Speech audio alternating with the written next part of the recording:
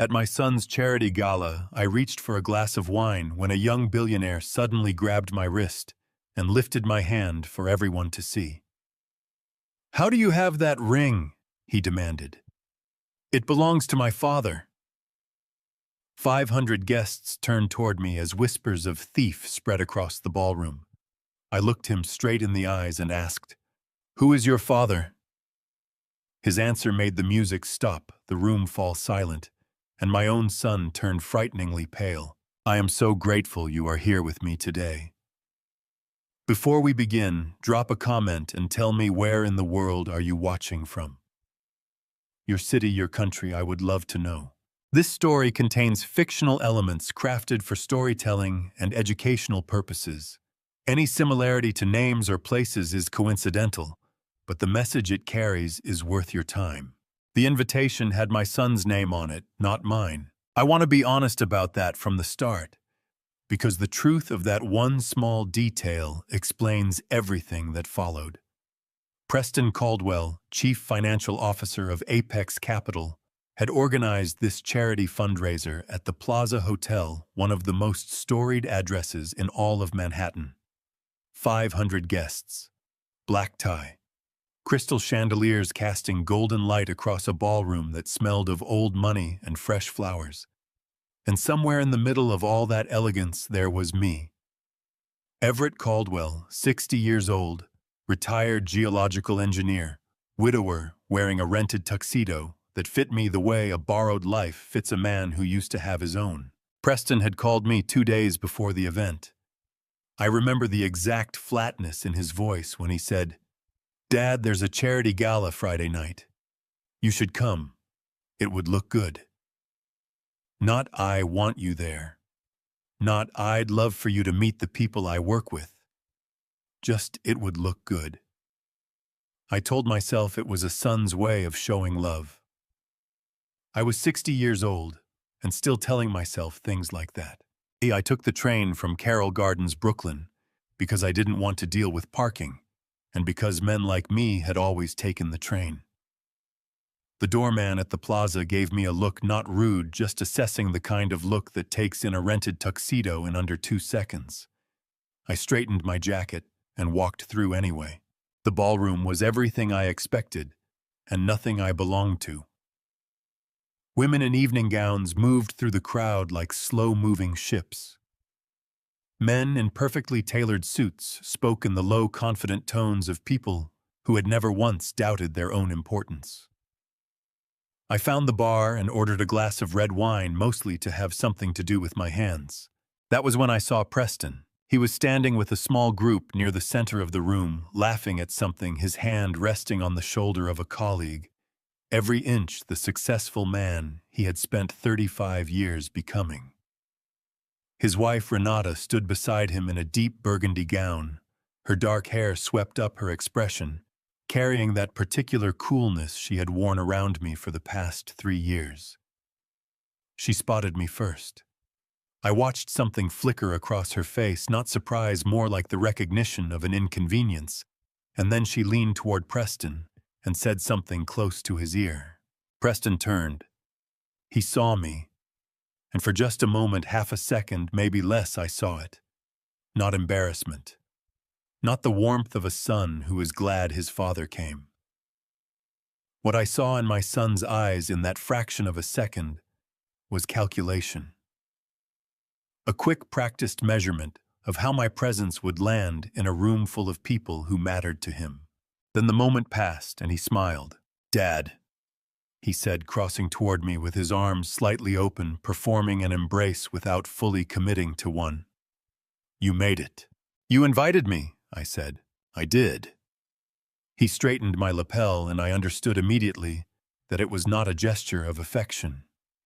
He was adjusting me the way you adjust a piece of furniture that is slightly out of place. "Enjoy yourself. The hors d'oeuvres are excellent. Just try not to corner anyone, all right. These are business contacts." He was gone before I could answer. I stood there holding my wine glass and thought about my wife Eleanor, who had died 4 years ago and who would have taken my hand at exactly that moment and said something that made everything feel less sharp. But Eleanor was gone, and I was standing alone in a ballroom I hadn't been invited to so much as deployed to, so I did what any reasonable man of 60 does in an uncomfortable situation. I went looking for a quiet corner and another glass of wine. I had just reached the bar and stretched out my hand toward a fresh glass when someone grabbed my wrist. Not tapped, not touched.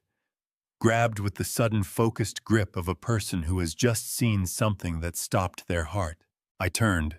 The young man holding my wrist was perhaps 30 years old, with sharp features and dark eyes that were fixed not on my face but on my hand. My left hand. More precisely, on the ring on my left hand. It was a simple band of silver worn smooth by decades of wear, with a small geometric pattern etched along its surface, a pattern that looked, if you knew what you were looking at, like the cross-section of a geological formation. A stratum. Layers of earth pressed into metal. I had worn that ring for 40 years. I had stopped noticing it the way you stop noticing your own heartbeat. The young man raised my hand, actually raised it, held it up between us in the light of the chandelier, and his voice, when it came, was loud enough that the people nearest to us turned to look. "How do you have this ring?" he demanded. "This ring belongs to my father." The nearest conversation stopped. Heads turned. I felt the attention of the room shift toward us the way water shifts in a tilted glass slowly, then all at once. From somewhere in the crowd, low but audible, I caught a single word moving mouth to mouth among people who could not yet know what they were looking at. "Thief." "I beg your pardon," I said, because it was the most dignified response I could locate. "This ring." His jaw was tight, his eyes burning with something between fury and grief. "I have seen photographs of this exact ring my entire life. My father wore it every day until the day he disappeared.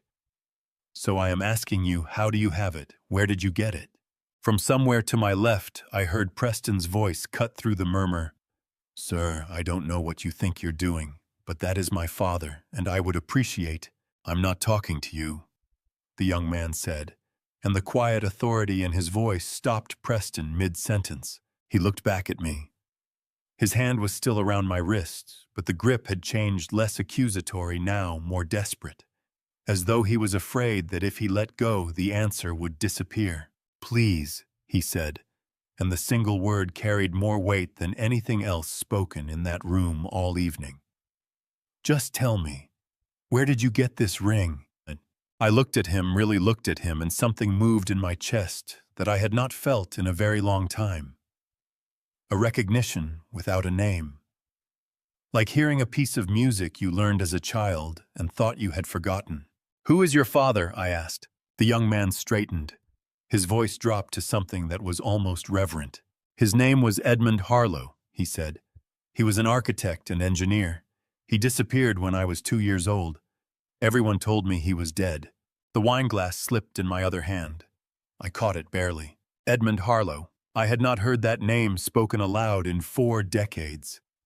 And now here it was in the middle of the grand ballroom of the Plaza Hotel, coming from the mouth of a young man with Edmund's jaw and Edmund's eyes.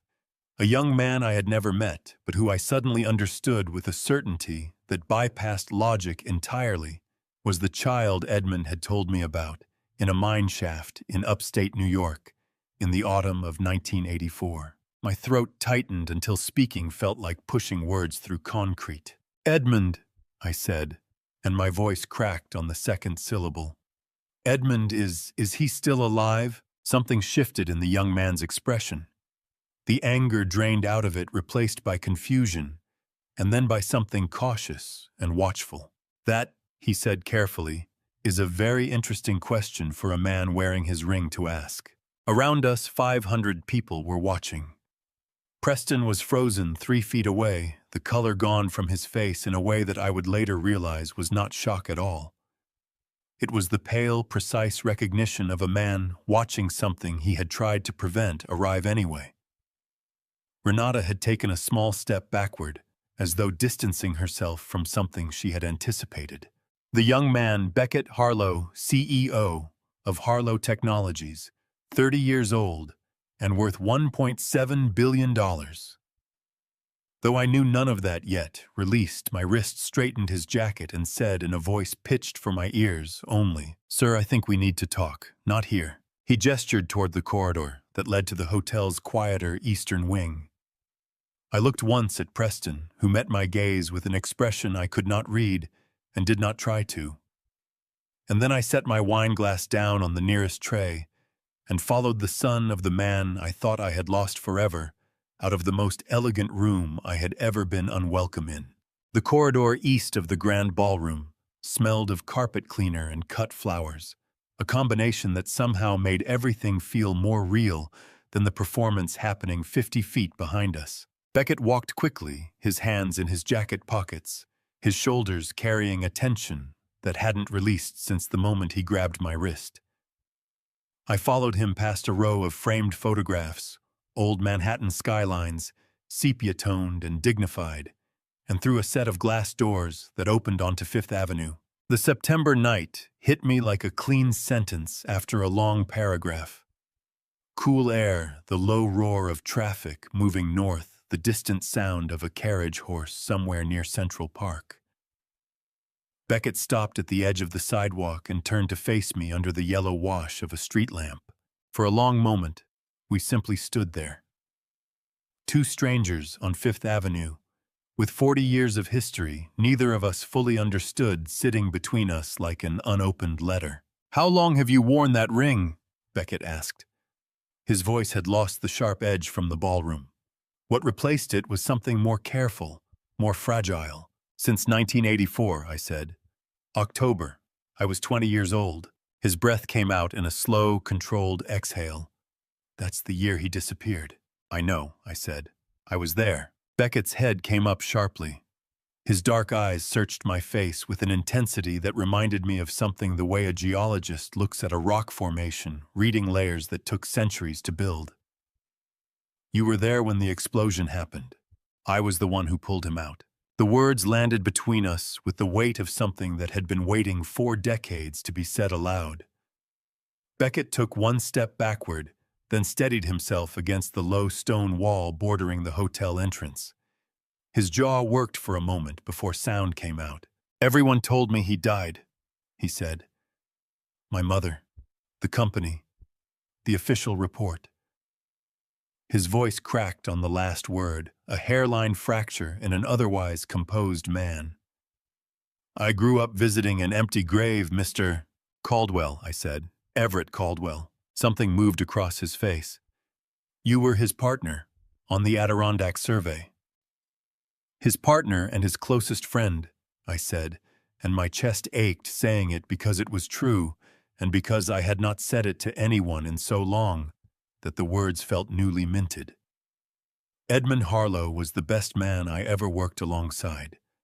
We spent 14 months on that geological survey together, living out of the same equipment trailer in the mountains, eating terrible food, arguing about everything from rock classifications to baseball. I paused.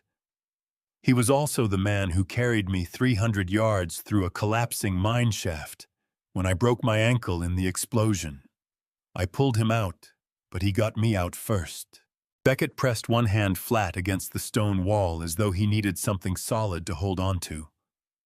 "Then why—" He stopped, gathered himself. "Why did everyone say he was dead? Why is there a grave with his name on it in Greenwich, Connecticut?" "I don't know," I said honestly. After the explosion, Edmund was taken by emergency services. I was hospitalized for 6 weeks, the ankle, and a concussion that was worse than the doctors initially thought. When I tried to contact Edmund after I was discharged, I was told he had died from injuries sustained in the collapse. My voice dropped. I believed it. I had no reason not to, But you kept the ring. He gave it to me before we went into that shaft, I said. We exchanged rings. It was something we'd agreed on, half as a joke and half because we were 20 years old and felt invincible and sentimental in equal measure. He took mine. I took his. We made a promise. I looked down at the silver band on my finger at the geological striations etched into its surface. If one of us didn't come back, the other would find a way to keep that person's family whole. We meant it the way young men mean things completely, without understanding what it costs. Beckett was watching me with an expression that I felt rather than saw, something raw and searching, moving behind his eyes. You never tried to find his family. The question hit me somewhere undefended. I tried, I said. In 1986, I tracked down an address in Connecticut. I wrote a letter. I never received a reply. I exhaled. I assumed his wife wanted nothing to do with anyone connected to what happened. I didn't push. Maybe I should have pushed. I pressed my lips together. Maybe that was a failure I've been carrying without fully naming it. Beckett reached into his jacket pocket and produced his phone. He turned the screen toward me, a photograph, old and slightly yellowed, of a man in his late 20s, standing at the mouth of a mine, squinting into the sun, wearing a silver ring on his left hand. My knees went soft under me. I put one hand against the wall. The man in the photograph was Edmund Harlow, older than I remembered him, but unmistakably Edmund, the sharp jaw, the precise posture, the way he stood as though he was about to say something important. This was taken 3 years ago, Beckett said quietly. He's alive, Mr. Caldwell. He's been living in Edinburgh, Scotland for the past 38 years. He left voluntarily, or he was made to leave. I'm still trying to understand which. His voice dropped further. I found him 8 months ago. We've spoken 6 times. He has never stopped talking about a man named Everett. My throat closed completely. I could feel my eyes burning, and I did not fight it, because some things deserve to be felt without armor. He left something, Beckett continued. A message. He told me that if I ever found a man wearing a silver ring with a geological pattern, specifically this pattern, he pointed to the etching on my finger. I was to give that man a specific address and tell him that the promise is not finished. The traffic moved on Fifth Avenue. A cab blew its horn 2 blocks north. Somewhere above us, 500 people were eating elegant appetizers and talking about money. And I was standing on a sidewalk, at 60 years old, learning that the man I had mourned for 40 years had been alive the entire time, and that he had been waiting in whatever way a person waits across an ocean, and 4 decades for me to find my way back to him. What address? I managed. Beckett looked at me with his father's eyes. That, he said carefully, is only the first part of what he asked me to tell you. The second part, the part that I think you need to hear sitting down, involves why my father left, and what he found in that mine before the explosion happened. I did not sleep. I lay on my back in the dark of my bedroom in Carroll Gardens, and watched the ceiling, and thought about a man I had buried in my memory 38 years ago, who had apparently been sitting in Edinburgh this whole time, breathing, aging, thinking about a geological map. At some point around 3 in the morning, I got up, went to the kitchen, and made coffee I didn't need, because doing something with my hands felt better than doing nothing with my thoughts. My kitchen is small and honest, the kind of room that accumulates the proof of a life lived alone. A single coffee mug on the drying rack. 1 plate. A reading chair pulled close to the window that looks out onto the backyard, where Eleanor's rose bushes still grew every spring with a stubbornness I had always privately admired. I sat in that chair with my coffee and my ring and 40 years of questions and waited for the morning. Beckett had texted me at 11 the previous night before I even made it home. The message was brief. I've spoken to him. He knows. He wants to call you at 8:30 tomorrow morning. He's been awake since I told him. His words were, "Tell Everett I am sorry it took this long." I read that message 4 times on the subway home. By the 4th time, my hands were trembling around the phone. At 8:27 a.m., I opened my laptop on the kitchen table and pulled up the video call link Beckett had forwarded. My coffee had gone cold. The morning light was coming in sideways through the window, catching the dust motes above the table and making them look briefly like something intentional. At 8:30 exactly, the call connected. The face that appeared on my screen was older. Of course it was older. We were both older. That was 40 years of living written across a man's features, but it was unmistakably Edmund Harlow. The same sharp jaw now softened by age. The same direct gaze, though the eyes behind it carried a weight they hadn't held when we were young. His hair had gone fully white. He was sitting in what looked like a study, crowded with books and architectural drawings, a window behind him showing the gray Edinburgh morning. For a full 3 seconds, neither of us could produce a single word.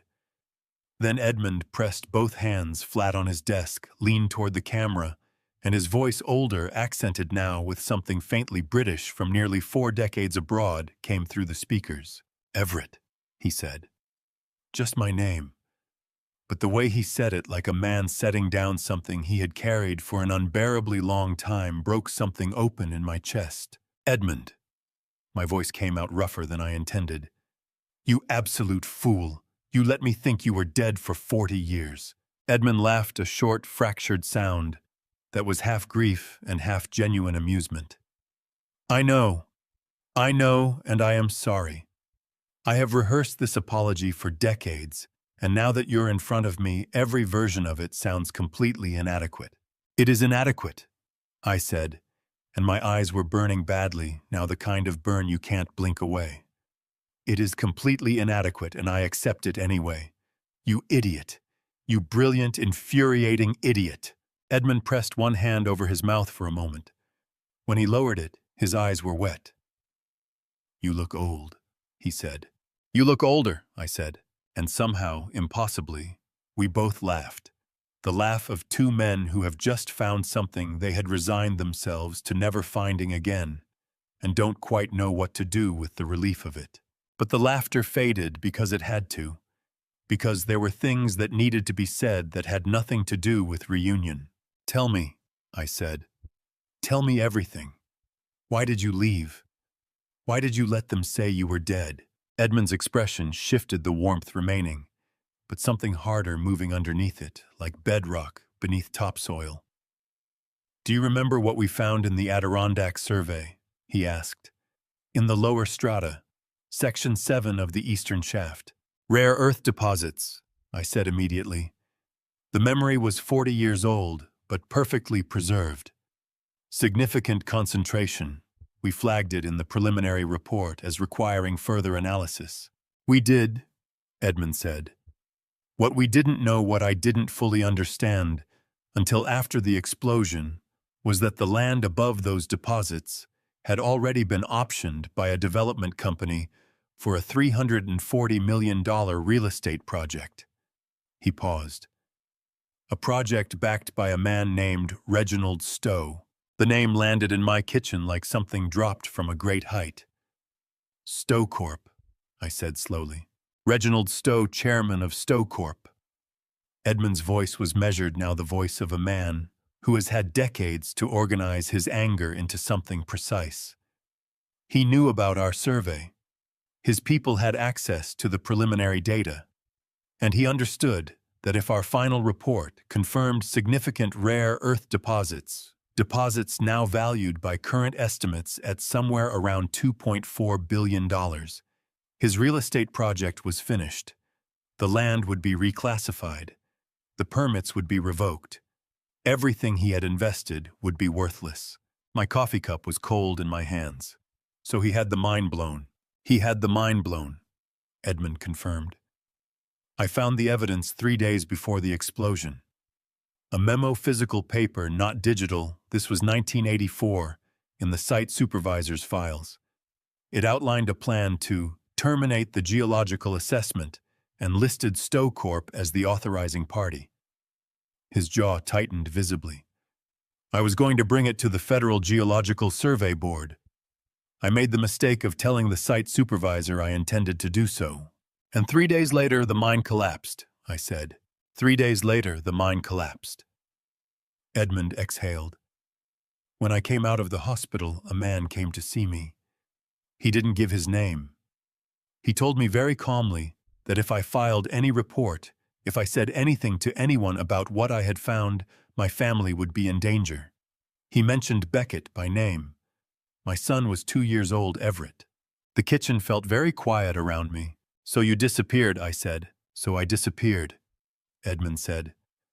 "I staged enough of a paper trail to let the death story hold, took my family to Edinburgh under my wife's maiden name, and spent 38 years being grateful that Beckett was alive and hating myself for what it cost."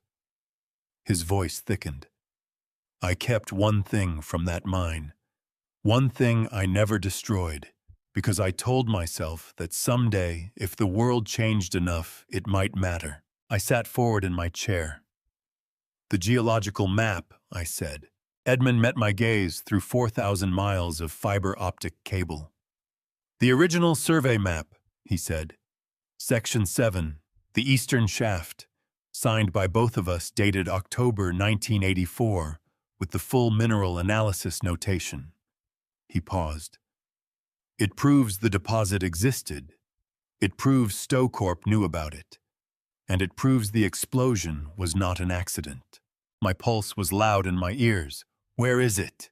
Edmund's expression shifted, and for just a moment something moved behind his eyes that was not reunion or grief or relief. It was fear. Old fear, carefully managed, but still very much alive. "That," he said, "is something I will not say on a video call. But Everett, there is something else you need to know." He leaned closer to the camera. "Someone has been looking for that map for 40 years, and in the past 6 months since Beckett found me, the looking has become considerably more urgent." The rose bushes in the backyard swayed in the September morning wind. Eleanor had planted them the year we moved in 31 years ago because she said a house needed something living that wasn't people. I looked at the ring on my finger and understood, in the marrow of my bones, that the promise Edmund and I had made in a mine shaft in 1984 was not finished. It was in fact only just beginning. The day had been too large for any single person to carry, and by the time evening settled over Carroll Gardens, I had stopped trying. I had spent the hours after Edmund's call doing the things a man does when his understanding of the past 40 years has been quietly dismantled. I walked to the end of my block and back 3 times. I ate half a sandwich I didn't taste.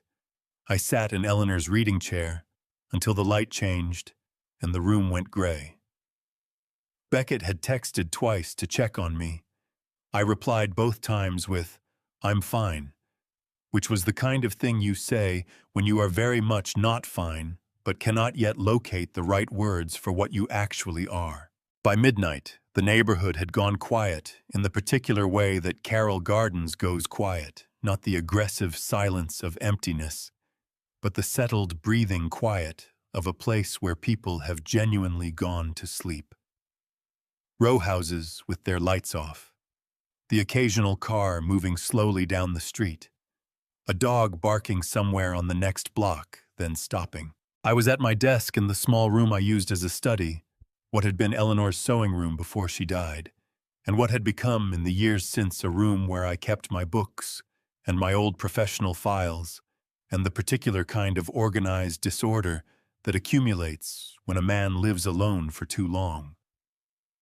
I was trying to write down everything Edmund had told me because I have always been a man who trusts paper more than memory when I noticed the cardboard box on the second shelf. It had been moved. I know this the way I know the geography of my own hands intimately, without needing to think about it.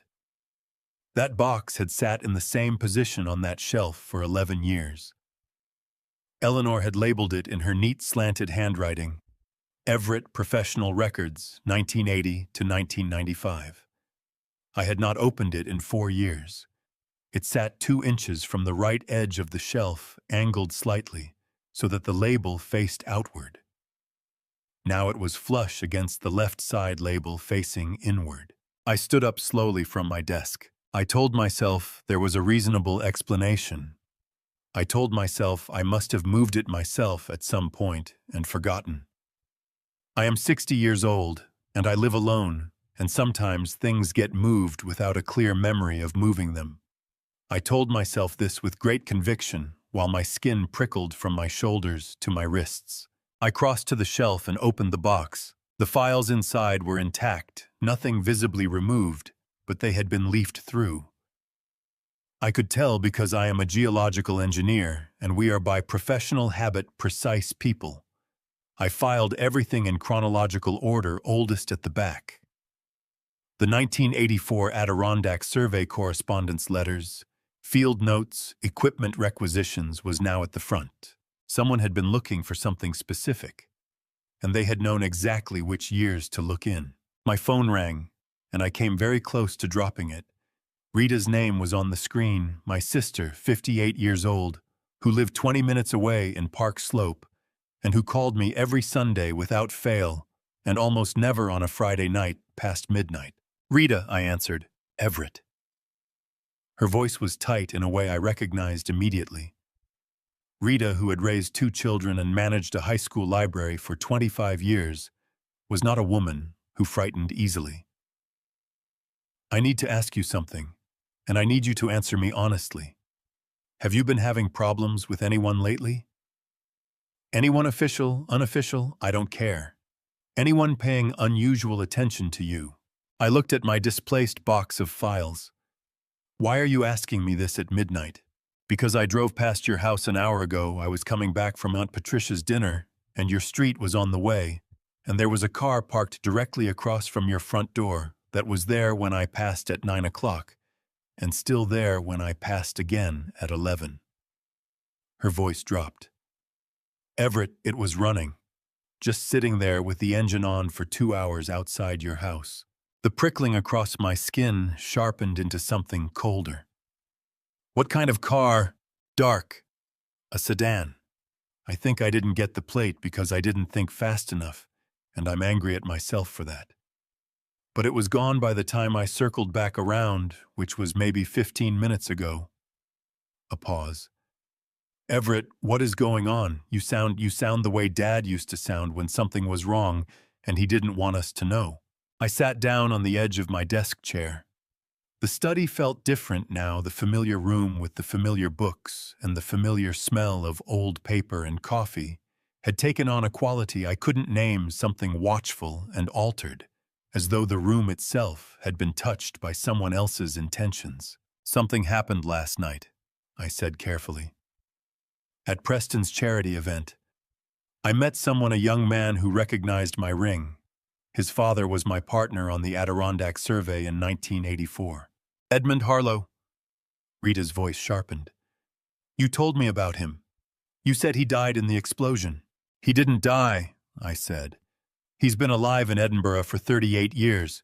We spoke this morning." I paused. "Rita, the explosion in 1984 wasn't an accident. There are people who have reasons, significant financial reasons, to make sure certain information from that survey never becomes public." The silence on the line had weight to it. Then Rita said very quietly, "Everett, are you safe right now? Are you in your—" The call dropped. Not the gradual degradation of a weak signal, an abrupt clean cut. One moment her voice, the next moment nothing. I looked at my phone. Full bars. Wi-Fi connected. The call had not simply failed. I stood up from the chair and walked to the front window of the study, staying close to the wall, the way you instinctively do when you are not sure who might be looking in. The street outside was quiet and dark and appeared in every visible way completely normal, but the box on my shelf had been moved, and Eleanor's letter was still sitting where I had found it, tucked behind the 1984 files, in a plain white envelope with my name on it, in her handwriting, sealed, marked in the corner in her careful script, "Open when you are ready to understand."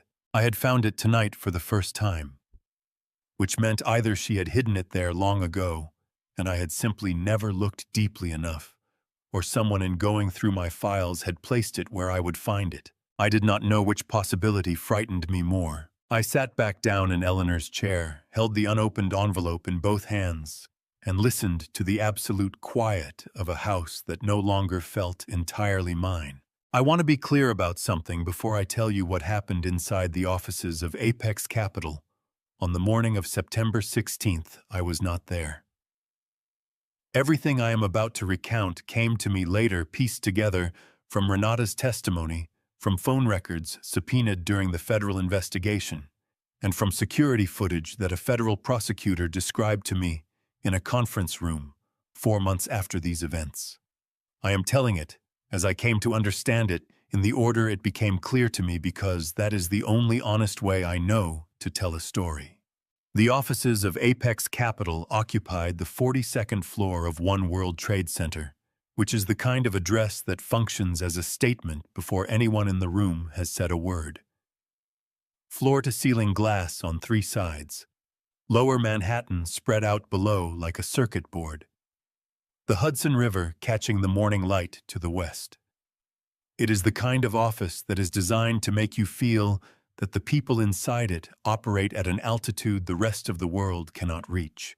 Preston arrived at 7:45 that Monday morning, 45 minutes before anyone else on his floor. Renata told the federal investigators later that this was unusual. Preston was rarely in before 9, and never voluntarily. He went directly to his private office, closed the door, and made a phone call that lasted 11 minutes. The call was to Reginald Stowe. Reginald Stowe, 70 years old, chairman and majority shareholder of Stowe Corp., with declared assets of $8.9 billion and a reputation in Manhattan real estate circles that had been carefully polished for 5 decades, was not a man who took early morning calls from CFOs of mid-sized investment firms unless the subject matter justified it. The fact that he took Preston's call on the first ring told Renata everything she needed to know about the nature of their relationship once she understood what she was looking at. "It happened at the party," Preston said. The phone records captured only his side of the conversation, but the federal investigators were skilled at reconstructing the other half. Harlow's kid recognized the ring. They spoke privately. "I don't know everything they said, but Harlow left with my father, and they were outside for almost 30 minutes. A pause while Stowe responded. "I understand that," Preston said, his voice dropping lower. "But if the old man starts talking, if Harlow's kid has already told him things, then the timeline accelerates. We need to move on the guardianship before he has a chance to—" Another pause. "Yes. The doctor in White Plains is prepared. The paperwork can be filed by end of week." Renata was at her own desk in the open-plan area outside Preston's office, close enough to hear the low murmur of his voice through the glass partition, but not the words.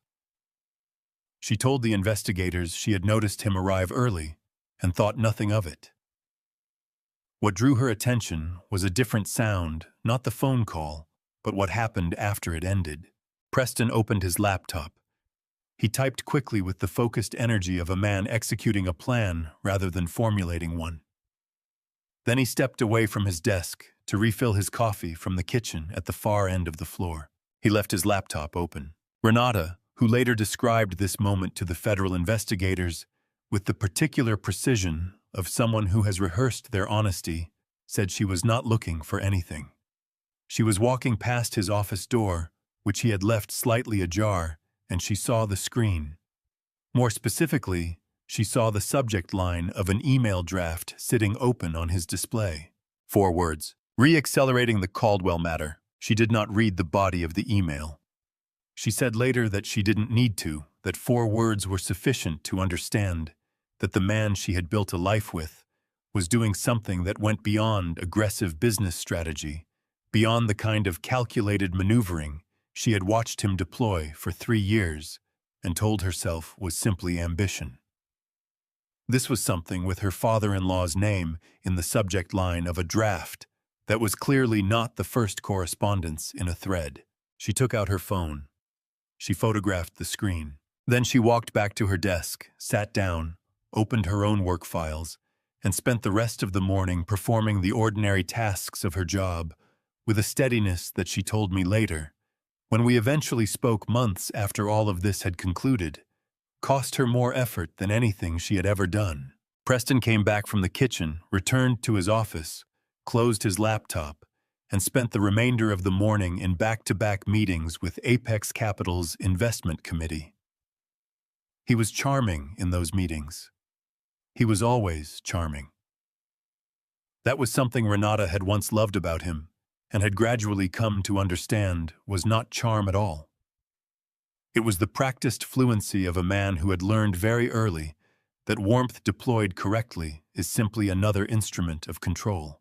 At 12:30, Preston left for a lunch that was not on his calendar. The restaurant was a private dining room at the Yale Club on Vanderbilt Avenue, a location I would come to know well in the months ahead, though, for very different reasons. His lunch companion, confirmed later by the club's reservation records, was Reginald Stowe. They were there for 90 minutes. I do not know everything that was said over that lunch, but I know what was decided because the consequences of those decisions arrived at my door in Carroll Gardens 11 days later, on a Friday night in late September, in a way that left bruises I could photograph. What I know for certain is this: when Preston left that lunch and walked back out onto Vanderbilt Avenue into the bright September noon, he had a plan. And that plan had my name at the center of it. The papers arrived on a Wednesday morning, tucked inside a standard legal envelope with a Manhattan return address I didn't recognize. I was in the kitchen when the mail slot clicked, the particular sound it makes when something thicker than a bill is being pushed through.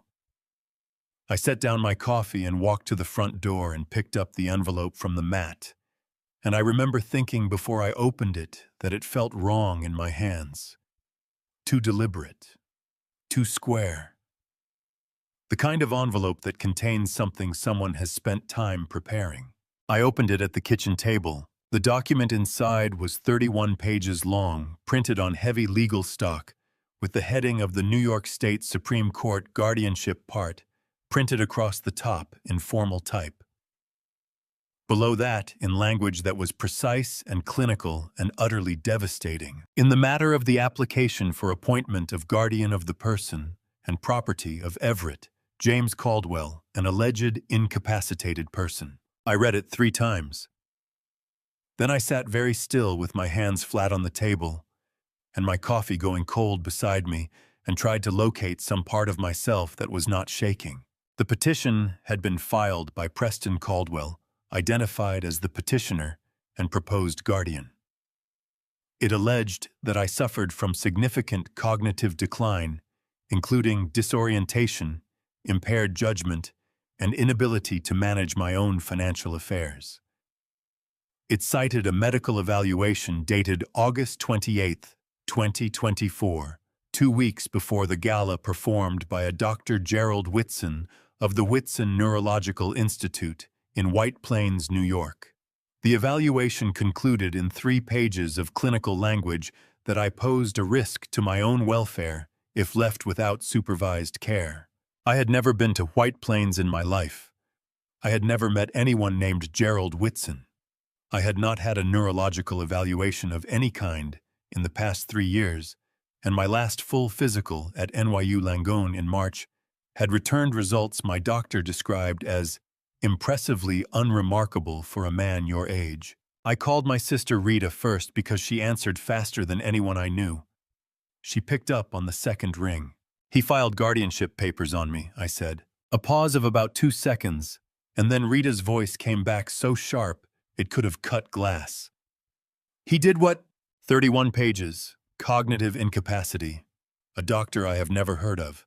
Filed before the gala. Rita, the evaluation date is August 28th.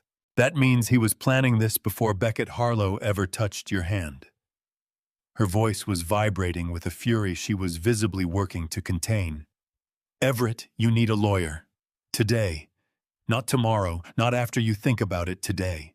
Gordon Fitch came to me by way of Beckett Harlow, who, when I called him that same Wednesday morning, in a state I can only describe as barely controlled outrage, made 3 phone calls in the time it took me to put my shoes on, and had an address on West 57th Street ready for me before I reached the subway. Gordon Fitch, 55 years old, with the deliberate, unhurried manner of a man who has seen every variety of legal malice and remains unimpressed by all of it, met me in a third-floor office that smelled of old case files and strong tea. He was tall, angular, with reading glasses. He wore pushed up on his forehead and a habit of tapping his pen against his legal pad when he was thinking hard about something. He took the 31 pages from me, told me to sit down, and read the entire petition without a word. When he finished, he set it down and tapped his pen twice against the pad. "The doctor," he said. "Gerald Whitson, Whitson Neurological Institute, White Plains." "I've never met him," I said. "I know you haven't," Gordon said. He turned his laptop toward me. On the screen was the New York State Office of the Profession's Medical License Registry, the official government database of every licensed physician in the state of New York. The search field contained the name Gerald Whitson. The results field was empty. There is no Gerald Whitson licensed to practice medicine in the state of New York. There is no Whitson Neurological Institute registered as a medical facility anywhere in Westchester County or in New York State at all. He took his glasses off his forehead and put them on properly, peering at me over the frames. "What your son has filed with the Supreme Court is a petition supported by a fabricated medical evaluation from a doctor who does not legally exist. The word fraud is a legal term with specific meaning. It means the deliberate misrepresentation of facts to obtain something of value. What Preston had done, presenting a forged medical evaluation to a court of law to support a petition to strip his father of legal autonomy, was not merely fraud. It was fraud upon the court, a category of offense that judges take with a particular and personal seriousness because it is an attack on the integrity of the judicial system itself. Gordon filed an emergency response with the court that same afternoon. Judge Patricia Howe, 62 years old, 20 years on the Manhattan bench, with a reputation among the city's legal community for a forensic intolerance of procedural dishonesty, reviewed the response and scheduled an emergency hearing for the following Friday. I was leaving Gordon's office when he called me back. "One more thing," he said, holding up a single sheet of paper that had been tucked at the back of the petition documents, behind the medical evaluation, behind the financial affidavits filed so quietly it might have been mistaken for a routine attachment. "This came in with the petition. It's a power of attorney draft." He held it out. "It's dated August 7th, 3 weeks before the fake medical evaluation. 3 weeks before any of this officially started." He looked at me steadily. "Everett, someone wasn't reacting to what happened at the gala. Someone had been building this for months." I took the paper from his hand. My son's signature was at the bottom, clean, confident, the signature of a man who had not anticipated anyone looking closely enough to find the date. The room felt very small around me. Outside West 57th Street moved past the window in its ordinary afternoon way, cabs, pedestrians, the city, doing what the city does regardless of what is happening to any particular person inside any particular building. I folded the paper carefully and put it in my jacket pocket, and I thought about the man who had adjusted my lapel at the plaza 8 days ago as though I were furniture he needed to straighten. What I am about to tell you I did not witness. I want to be precise about that. The way a man trained in geological survey is precise about the difference between what the instruments confirm and what the eye merely suggests. Everything in this part of the story came to me from Renata herself, in a conversation that took place weeks later in a room that smelled of institutional coffee and fluorescent lighting. She told it to me slowly, in the careful, methodical way of someone who has decided that honesty at this particular stage of her life is the only thing left worth practicing. She began by telling me about the safe. It was a compact steel safe bolted to the floor of the walk-in closet in the master bedroom of the apartment she and Preston shared on the 14th floor of a building on East 74th Street. A building with a doorman, a gym, and monthly maintenance fees, that Renata had once found reassuring, and now understood as just another layer of insulation between Preston and consequence. She knew the combination. She had always known it. Preston had given it to her 3 years ago when they moved in, presenting it as a gesture of transparency, and she had filed it away in her memory and never used it the way you keep a spare key to a room you never need to enter. She entered it on the afternoon of Friday, September 20th, the same afternoon, though she did not know this yet, that I was sitting in Gordon Fitch's office on West 57th Street folding a power of attorney draft into my jacket pocket. She had spent 4 days since photographing Preston's email screen, trying to talk herself out of what she already knew. She had tried logic, telling herself that accelerating the Caldwell matter might refer to something administrative, something she had misunderstood. She had tried loyalty, reminding herself of the man Preston had been when she first met him, the focused, driven, genuinely brilliant man who had quoted Steinbeck on their 3rd date and made her believe that ambition and depth could coexist in the same person.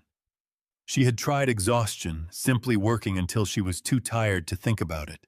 None of it held. She opened the safe on a Friday afternoon, when Preston was at the courthouse for what he believed was a routine preliminary guardianship hearing.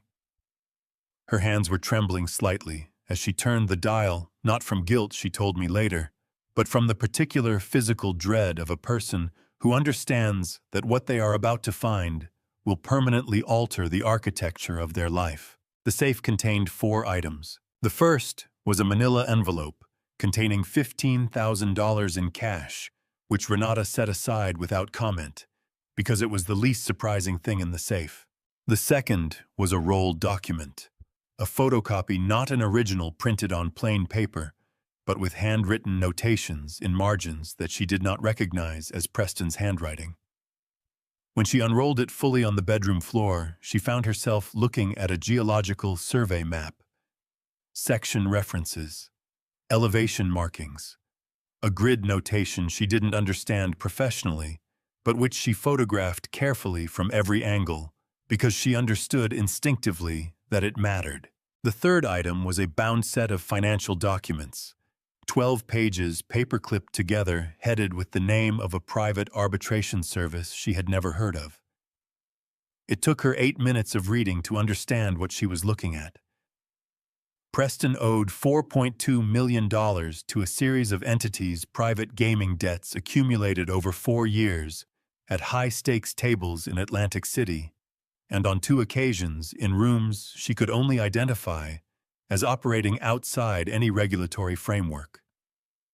The debts were held by 3 different shell companies. All 3, when she photographed the registration details and sent them to Cecily Drummond, her personal attorney, and one of the sharpest legal minds in the city, were confirmed within the hour to be subsidiaries of a parent holding company registered in Delaware. The parent holding company was called Redwood Consulting, LLC. Cecily told her in a text message that arrived while Renata was still sitting on the bedroom floor that Redwood Consulting, LLC shared a registered agent and a business address with a division of Stowe Corp. The fourth item in the safe was a contract, 12 pages, signed by Preston Caldwell and countersigned by a representative of Redwood Consulting, LLC, dated March 14, 2024. 6 months before the gala, 6 months before any of this had broken into the open. The contract's language was elaborate and carefully euphemistic, the kind of legal prose designed to mean something specific while appearing to mean something general. But its core arrangement, as Cecily translated it for Renata in a phone call that lasted 40 minutes, was this in exchange for the forgiveness of Preston's $4.2 million gambling debt. Preston agreed to facilitate access to certain geological documentation related to an Adirondack survey conducted in 1984, and to ensure that the individual in possession of related materials described only as EC would be rendered legally and practically unable to act on or disclose said materials. EC. Everett Caldwell. Renata sat on the floor of her own bedroom closet with 4 photographs on her phone, a contract in her hands, and 12 pages of gambling debt documentation spread across her knees, and she told me later that what she felt in that moment was not primarily anger, though anger was certainly present. What she felt first, before anything else, was a grief so physical it was almost nausea. Because she had loved Preston once. She had built a life with him in good faith. And what the documents on the floor told her was that the man she had married had sold his own father for $4 million and change. She put everything back in the safe exactly as she had found it. She called Cecily Drummond. Then she went to the kitchen, made herself a cup of tea she didn't drink, and sat at the counter waiting for Cecily to call back with a plan. It was while she was sitting there, tea cooling phone face up on the counter, that she noticed Preston's jacket hanging on the kitchen chair. He had worn it to the office Monday morning and left it there the way he always left things, certain someone else would attend to them. She almost didn't check the pocket. But her hands moved before her caution could catch up, and her fingers closed around something small and hard and rectangular. A phone. Not Preston's regular phone, a different device, compact, prepaid, the kind that leaves no account trail. She turned it on. The screen asked for no password.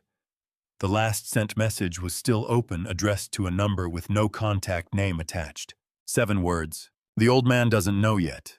We're still on schedule. The timestamp read September 13th, 2024. 7:42 in the morning.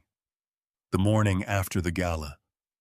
The morning Beckett Harlow and I had sat on Fifth Avenue, and he had told me his father's name for the first time, while I had been sitting in my Brooklyn kitchen at my laptop with my cold coffee waiting for Edmund's face to appear on my screen. Preston had been typing those words on a phone designed to disappear. Renata set the burner phone on the kitchen counter. She picked up her real phone. She called Cecily Drummond back. I need to know. She said, her voice steady in the way that certain people go steady when they have passed through the far side of shock, what my legal obligations are if I have evidence of a crime. 7 days is a long time to spend inside your own head. After the courthouse, after Gordon's office, after the power of attorney draft folded into my jacket pocket, I had done what the lawyers told me to do, stayed calm, stayed home, stayed reachable. Gordon had filed the emergency response. The hearing was scheduled. There was a process in motion, and process, Gordon reminded me with the patience of a man who had seen impatience destroy many otherwise winnable cases, required that I trust it, so I stayed home. I read. I called Rita every evening. I spoke with Beckett twice, brief, careful conversations in which we both said less than we meant, because we had both begun to understand that carefulness was a form of protection. Edmund and I exchanged short emails, nothing sensitive, nothing that could be useful to someone reading over our shoulders, just the quiet checking in of 2 old friends, rediscovering the habit of each other's company. I kept the study door closed. Friday night came in the way late September evenings come to Carroll Gardens, a gradual cooling, the smell of someone's dinner drifting from a nearby window. The neighborhood shifting from the purposeful noise of early evening to the looser, quieter register of a place settling in for the night. I had eaten leftover pasta, washed the single plate, and was in the living room with a book I was not actually reading when I heard the back door. Not a knock. Not the bell. The back door, the one that opens from the small yard into the kitchen, the one I had locked that morning, with the deadbolt and the sliding chain, because Rita had called 3 days ago and told me with the firmness of someone who has made a decision on your behalf that I needed to start locking the chain. I heard it a sound between a click and a give, the particular sound of a door yielding to pressure that should not have been sufficient to move it. I set the book down. The kitchen light was off. The living room lamp behind me put me in silhouette against the doorway, which I understood. In the half-second I had to understand anything was a disadvantage. I reached for my phone on the side table. I don't fully know why instinct, perhaps, or the particular reflex of a man who had spent a week being told that documentation was his best defense and pressed record on the voice memo application just as the shape appeared in the kitchen doorway. He was large. That was the first thing I registered, a broad-shouldered man in dark clothing, face covered by a balaclava moving with the unhurried purpose of someone who believed he had time on his side. He was across the living room in 4 steps and had both hands on my jacket collar before I fully understood that this was actually happening to me in my own house on a Friday night in Carroll Gardens. He slammed me back against the bookcase. The impact rattled the shelves and sent 2 books to the floor and drove the air out of my body in a way that made the room go briefly white at the edges. My phone hit the carpet but stayed recording. I could hear it, a faint red light in my peripheral vision, the screen still active. "Where is it?" the man said. His voice was low and deliberate, with the flatness of someone repeating a question they have been paid to ask. "The map. The old survey. Where is it?" I tried to answer and produced something that was not quite words. He pulled me forward by the collar and slammed me back again, and this time the pain across my shoulders was sharp and specific and real in a way that cut through the shock and made me suddenly and completely furious. "I don't have it," I said, and my voice came out steadier than I had any right to expect. "I have never had it." "Wrong answer," he said. He had raised his free hand when the back door, the same back door he had come through, crashed open with a force that shook the kitchen wall. Frank Doyle came through it like a man 20 years younger than 65, holding a flashlight in one hand, with the blunt practicality of someone who grabbed the nearest heavy object and decided it would serve. Frank, my neighbor for 19 years, a retired transit worker who had once chased off a would-be car thief with a snow shovel, was not a man who performed heroism. He simply did what was in front of him. "Hey!" Frank's voice was enormous in the small room. "Hey, I already called the cops. They are on their way right now, you hear me, right now." The man released my collar. For a fraction of a second, he looked at Frank, then back at me, and then he said something quickly under his breath that I know he did not intend me to hear clearly. "Tell Caldwell to stop digging. This is the last warning." Then he went back through the kitchen, the way he had come, fast and quiet, and the back door swung shut behind him, and the house was suddenly full of the ordinary sounds of a Friday night. A television from the house next door, a car passing on the street, my own breathing, which was ragged and too loud in my ears. Frank crossed the room in 3 steps and grabbed my arm with both hands. His face was pale beneath his usual weathered color, pale and tight with an anger that was, I understood, fear wearing its working clothes. "Everett!" His grip was firm, grounding the grip of a man who needed to confirm that what he was holding was still intact. "Everett, can you walk? Are you hurt?" "My back," I said. "The bookcase, I can stand." "Don't," he said sharply. "Sit. Sit right there until the police arrive." He pulled out his own phone, checked something, put it back. "I called 911 4 minutes ago when I saw the light in your backyard moving wrong. I've been watching your house, Everett. Rita asked me to." I looked at him, this man who had lived 40 feet from me for nearly 2 decades, and borrowed my ladder twice a year, and brought me soup the week Eleanor died, and my throat tightened in a way that had nothing to do with the man who had just left, and everything to do with the ordinary, uncelebrated loyalty of a good neighbor. "Thank you, Frank," I said. My voice was not steady this time. Detective Lou Mancini arrived 11 minutes later, 48 years old, a Brooklyn native with a compact, watchful manner, and the particular quality of attention that good detectives develop, which is the ability to look at a scene and understand what it is telling them before anyone explains it. He took my statement, examined the back door, photographed the living room. Then he moved to the study doorway and stood there for a long moment looking at the shelf. He pulled on a latex glove. He lifted the lid of the cardboard file box, Eleanor's box, Professional Records, 1980 to 1995, and examined the inside with a small flashlight. "Mr. Caldwell," he said without turning around, "when was the last time someone other than you had their hands inside this box?" "No one has," I said. "It was my wife's. She labeled it. I haven't opened it in 4 years." Mancini looked at the inside of the lid for another 3 seconds.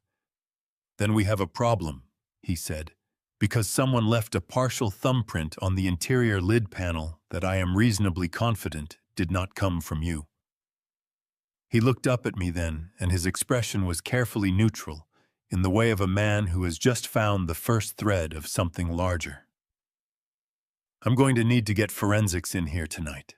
He reached for his radio, and I sat on my own couch in my own house with bruises forming across my shoulders, and a phone still lying on the carpet, with 40 seconds of a man's voice recorded on it, and I understood that whatever process Gordon had told me to trust had just acquired a great deal of new evidence. Before I go further, someone just broke into a 60-year-old man's home and demanded a map that could destroy a billion-dollar empire.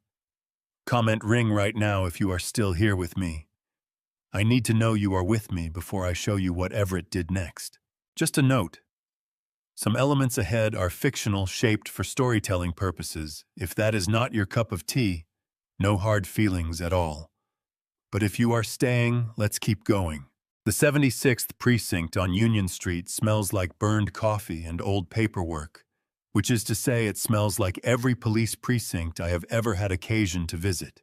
And by Saturday morning, I had decided that this particular smell was oddly comforting, the scent of a place where things get written down and taken seriously. Mancini had called me at 7:45. Not to summon me, he had been careful about that, careful, in the way of a detective who understands that a 60-year-old man with bruised shoulders and a fresh crime scene in his living room deserves to be asked rather than ordered. "If you're up to coming in," he said, "I have things to show you. If you're not, I can come to you." I told him I would come to him, because sitting in my house waiting for information felt worse than any amount of physical discomfort. Gordon Fitch met me at the precinct entrance. I had called him from the car, and the two of us were shown to a small conference room on the second floor, where Mancini had laid out 3 printed documents on the table with the methodical arrangement of a man who thinks spatially. "I'll start with the fingerprint," Mancini said, sitting across from us and folding his hands on the table. "The partial we lifted from the inside of your file box lid. It ran through AFIS. He caught my expression and clarified, "The Automated Fingerprint Identification System, the National Criminal Database. We got a hit this morning. The print belongs to a man named Derek Salter, 41 years old, Queens resident. 2 prior convictions, one for aggravated assault in 2017, one for criminal menacing in 2020. He slid the first document across the table. He's not subtle, and he's not new to this kind of work. I looked at the photograph on the document. A flat, unremarkable face stared back at me, and despite the balaclava he had worn in my living room, I was certain enough that my hands tightened on the edge of the table. His last documented employer, Mancini continued, was a private security and consulting firm called Garrison Risk Solutions, licensed, legitimate-looking on paper based in Midtown. He paused and slid the second document across. Garrison Risk Solutions has one primary corporate client. All of their billed hours for the past 18 months, every single invoice goes to one entity. Gordon leaned forward and read the document before I could. He looked up at Mancini. Redwood Consulting, LLC. Redwood Consulting, LLC, Mancini confirmed. Which as of this morning our Financial Crimes Unit has confirmed is a Delaware-registered subsidiary of Stowe Corporation, I said. Mancini looked at me with the measured expression of a detective who is recalibrating how much a civilian already knows. "You're ahead of me," he said. "I've been doing my own research." I said, which was true in the sense that Beckett and Gordon and Renata had collectively been doing research and sharing the results with me. Gordon set the document down. Lou, this creates a direct line. Stowe Corp funds Redwood Consulting. Redwood Consulting employs Garrison Risk Solutions. Garrison Risk Solutions sends Derek Salter to break into my client's home, assault him, and demand a geological map. He spoke precisely, not dramatically, the way lawyers speak when they want a chain of logic to be absolutely clear. That is a conspiracy to commit assault potentially aggravated with organized criminal elements that bring it into federal RICO territory. Mancini nodded slowly. Which is why I made a call this morning that I want to tell you about, before it becomes more official. He looked at me directly. I reached out to a contact at the FBI field office on Federal Plaza. Given the shell company structure, the interstate elements, the financial complexity, this is moving beyond what my precinct handles most efficiently. The federal angle makes this their jurisdiction. He paused. They're interested. Very interested. Gordon and I exchanged a look. I felt something shift in the room, the weight of the situation reorganizing itself, becoming heavier and more structured, at the same time the way a geological formation clarifies under proper analysis. What about the recording? I asked. Mancini's expression did something I hadn't seen it do before, a brief controlled satisfaction, quickly professional again. Your 40-second recording, he said, captures the phrase, "Tell Caldwell to stop digging, this is the last warning," with sufficient clarity for voice analysis. We're running it against Salter's prior arrest recordings now. Under federal one-party consent law, since you were a participant in the conversation, it is fully admissible. He folded his hands again. Mr. Caldwell, you may have recorded the best piece of evidence in this case by pure instinct. My instinct, I said, was to have something to hold on to. I didn't know what I was doing. Most good evidence gets collected that way, Mancini said. Gordon was making notes on his legal pad when the door to the conference room opened. The uniformed officer who had shown us up put his head in. Detective, there's a woman downstairs asking for you by name. Says she has physical evidence related to the Caldwell case. He glanced at me. Her name is Renata Caldwell. The room went very still. Gordon's pen stopped moving. Mancini looked at me with his careful, assessing eyes. I felt something complicated move through my chest, not surprise exactly, because some part of me had understood since Task 7, since the moment Cecily Drummond's voice had come through the phone, and Renata had sat on her bedroom floor, with gambling debts spread across her knees, that this was coming. But understanding something in principle and experiencing it in a precinct conference room on a Saturday morning are two entirely different things. Send her up, Mancini said. Renata came through the door 3 minutes later. She was dressed simply, jeans, a dark coat, her hair down in a way I had rarely seen, which made her look younger and more exhausted at the same time. She was carrying a small bag over one shoulder. She looked at Mancini first, then at Gordon, and then finally at me. Her eyes were red at the edges. She had been crying recently, I thought, and with considerable effort expended in stopping. I have everything, she said. Her voice was controlled but thin like a wire under tension. She reached into the bag and produced a USB drive, which she set on the table between us.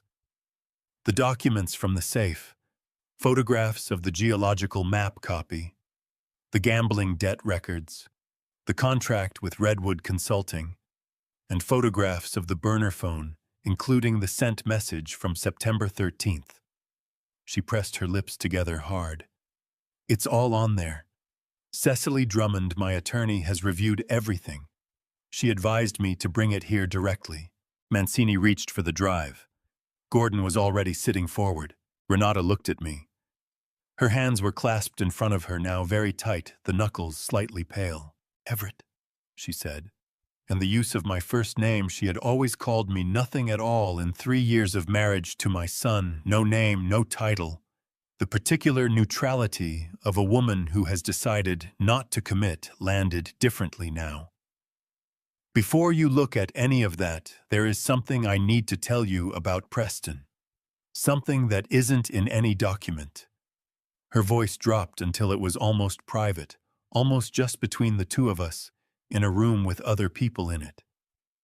Something he said to me the night after the gala when he thought I was asleep. She stopped there. And the expression on her face, grief and determination in equal measure, the face of a woman who has made an irreversible decision and is living in the first moments of its consequences, told me that whatever she was about to say had the particular weight of something that could not be unsaid. I waited. She told me what Preston had said, the way you tell someone something you have been rehearsing carefully, with pauses in the right places, as though the words needed to be handled precisely, or they might mean something other than what she intended. The night after the gala, she said she had been lying in the dark of their bedroom, turned toward the window, her back to Preston. She wasn't asleep. She hadn't been anywhere near sleep. She had been thinking about the ring, about the young man who had grabbed Everett's wrist, about the name Edmund Harlow hanging in the ballroom air. Preston had come to bed late, and for a while there was just the sound of him settling shoes, dropped the specific sounds of a man moving through his own bedroom in the dark. Then he had spoken. Not to her, she was certain of that. To himself or to the ceiling in the low half-voice of a man who believes he is alone with his thoughts. The old man has something, Preston had said. Something that could destroy everything. And if he figures out what it is, if Harlow's kid has already told him we're finished. Renata had not moved. Had not altered her breathing. Had lain completely still and listened to her husband talk to the dark of their bedroom about his father, as though his father were a problem to be managed, rather than a person to be considered. I listened to her tell me this, and felt something move through me that was not anger I had already spent had burned through in the first hours after the guardianship papers arrived. What I felt listening to Renata was something quieter and more permanent. Something like the final closing of a door I had been trying to hold open for 35 years. "There's more," Renata said. Her hands were still clasped, still tight. I went back through our timeline after I found the contract in the safe. Preston and I met at an Apex Capital event in March 2021. He pursued me very deliberately, very specifically. Within 3 months, we were living together. Within 8 months, we were engaged. She stopped, drew a breath that was slightly unsteady at its edges. The contract with Redwood Consulting is dated March 14, 2024. But there is a preliminary memorandum of understanding attached to it, a document that sets out the initial terms of the arrangement dated September 2020. She looked at me with eyes that were dry now, painfully dry, the look of someone who has cried everything out and arrived at something beyond tears. 6 months before he met me. He had already agreed in principle to this arrangement 6 months before he met me. The room was very quiet around us. Mancini was writing. Gordon had stopped writing entirely and was looking at the table. I thought about Preston at 8 years old, sitting at the kitchen table doing homework, while Eleanor helped him with long division patient, and warm her hand covering his on the pencil. I thought about teaching him to ride a bicycle in Prospect Park on a Sunday morning in 1995, the particular terrified joy on his face when he understood that I had let go and he was riding alone. I thought about all the ordinary mornings of a father's life with a son, and I tried to locate the place where the man I had known had become the man who would spend 4 years building a life with a woman he had chosen as a strategic convenience. I could not find it. The geography simply didn't hold together. "Renata," I said. My voice came out rougher than I intended. "I want you to know something. Whatever Preston did, whatever this was, you are not responsible for it. You did not cause it. And the fact that you are sitting in this room right now with that USB drive on that table tells me something about the kind of person you actually are that has nothing to do with him." Her jaw tightened. Her chin lifted slightly. "I loved him," she said, and the past tense of it landed in the room with a weight that required no elaboration. "I would like that to be noted somewhere. I loved him, and I am here anyway." "It's noted," Mancini said quietly from across the table. He was looking at her with something that was not quite sympathy and not quite professional respect, and was perhaps the precise combination of the two. "Mrs. Caldwell, what you've brought in today, the USB contents, your testimony about what you overheard, constitutes substantial evidence of criminal conspiracy fraud upon the court and potentially violations of federal RICO statutes. I need to ask, are you prepared to give a formal recorded statement to federal investigators?" Renata straightened in her chair. "That's why I'm here," she said. By 2 o'clock that afternoon, we were at 26 Federal Plaza in Lower Manhattan, a building that manages to be both imposing and utterly anonymous at the same time, which seems appropriate for the headquarters of an agency that prefers its authority to be felt rather than advertised. FBI Special Agent Sandra Merritt met us in a conference room on the 14th floor. She was 45 years old, with the compact efficiency of someone who wastes nothing, not words, not movement, not attention. She had reviewed Mancini's preliminary report on the drive from Brooklyn and had a legal pad covered in organized questions before Renata had finished sitting down. The formal interview lasted 3 hours. I sat outside in a waiting area with Gordon drinking bad coffee from a paper cup and watching people move through the corridors with the purposeful quiet of an institution that runs on information. Gordon worked on his laptop. I stared at the wall and thought about Eleanor's letter still unopened on my desk at home. At 5:15, Agent Merritt came out of the interview room and asked Gordon and me to come back in. Renata was still at the table, pale and composed in the way of someone who has just completed something that required everything they had. "We've issued an emergency court order to freeze the financial accounts associated with Redwood Consulting, LLC, and its parent structures," Agent Merritt said without preamble. She sat down across from us and opened a folder. "That includes accounts directly connected to Preston Caldwell, which we identified through the documentation Mrs. Caldwell provided." She paused. "In conducting that financial review, we found something that wasn't in any of the documents on the USB drive." Gordon leaned forward. "What did you find?" "A third party," Merritt said. Her voice was level and precise. "Someone has been making regular payments into an offshore account connected to Redwood Consulting for the past 2 years. The payments are structured to avoid automatic reporting thresholds, just under $10,000 each time, which under the Bank Secrecy Act is a federal offense in itself called structuring." She looked at me directly. "The payments do not originate from Preston Caldwell. They do not originate from any Stowe Corp entity we have identified so far." She closed the folder. "We are still working to identify the source.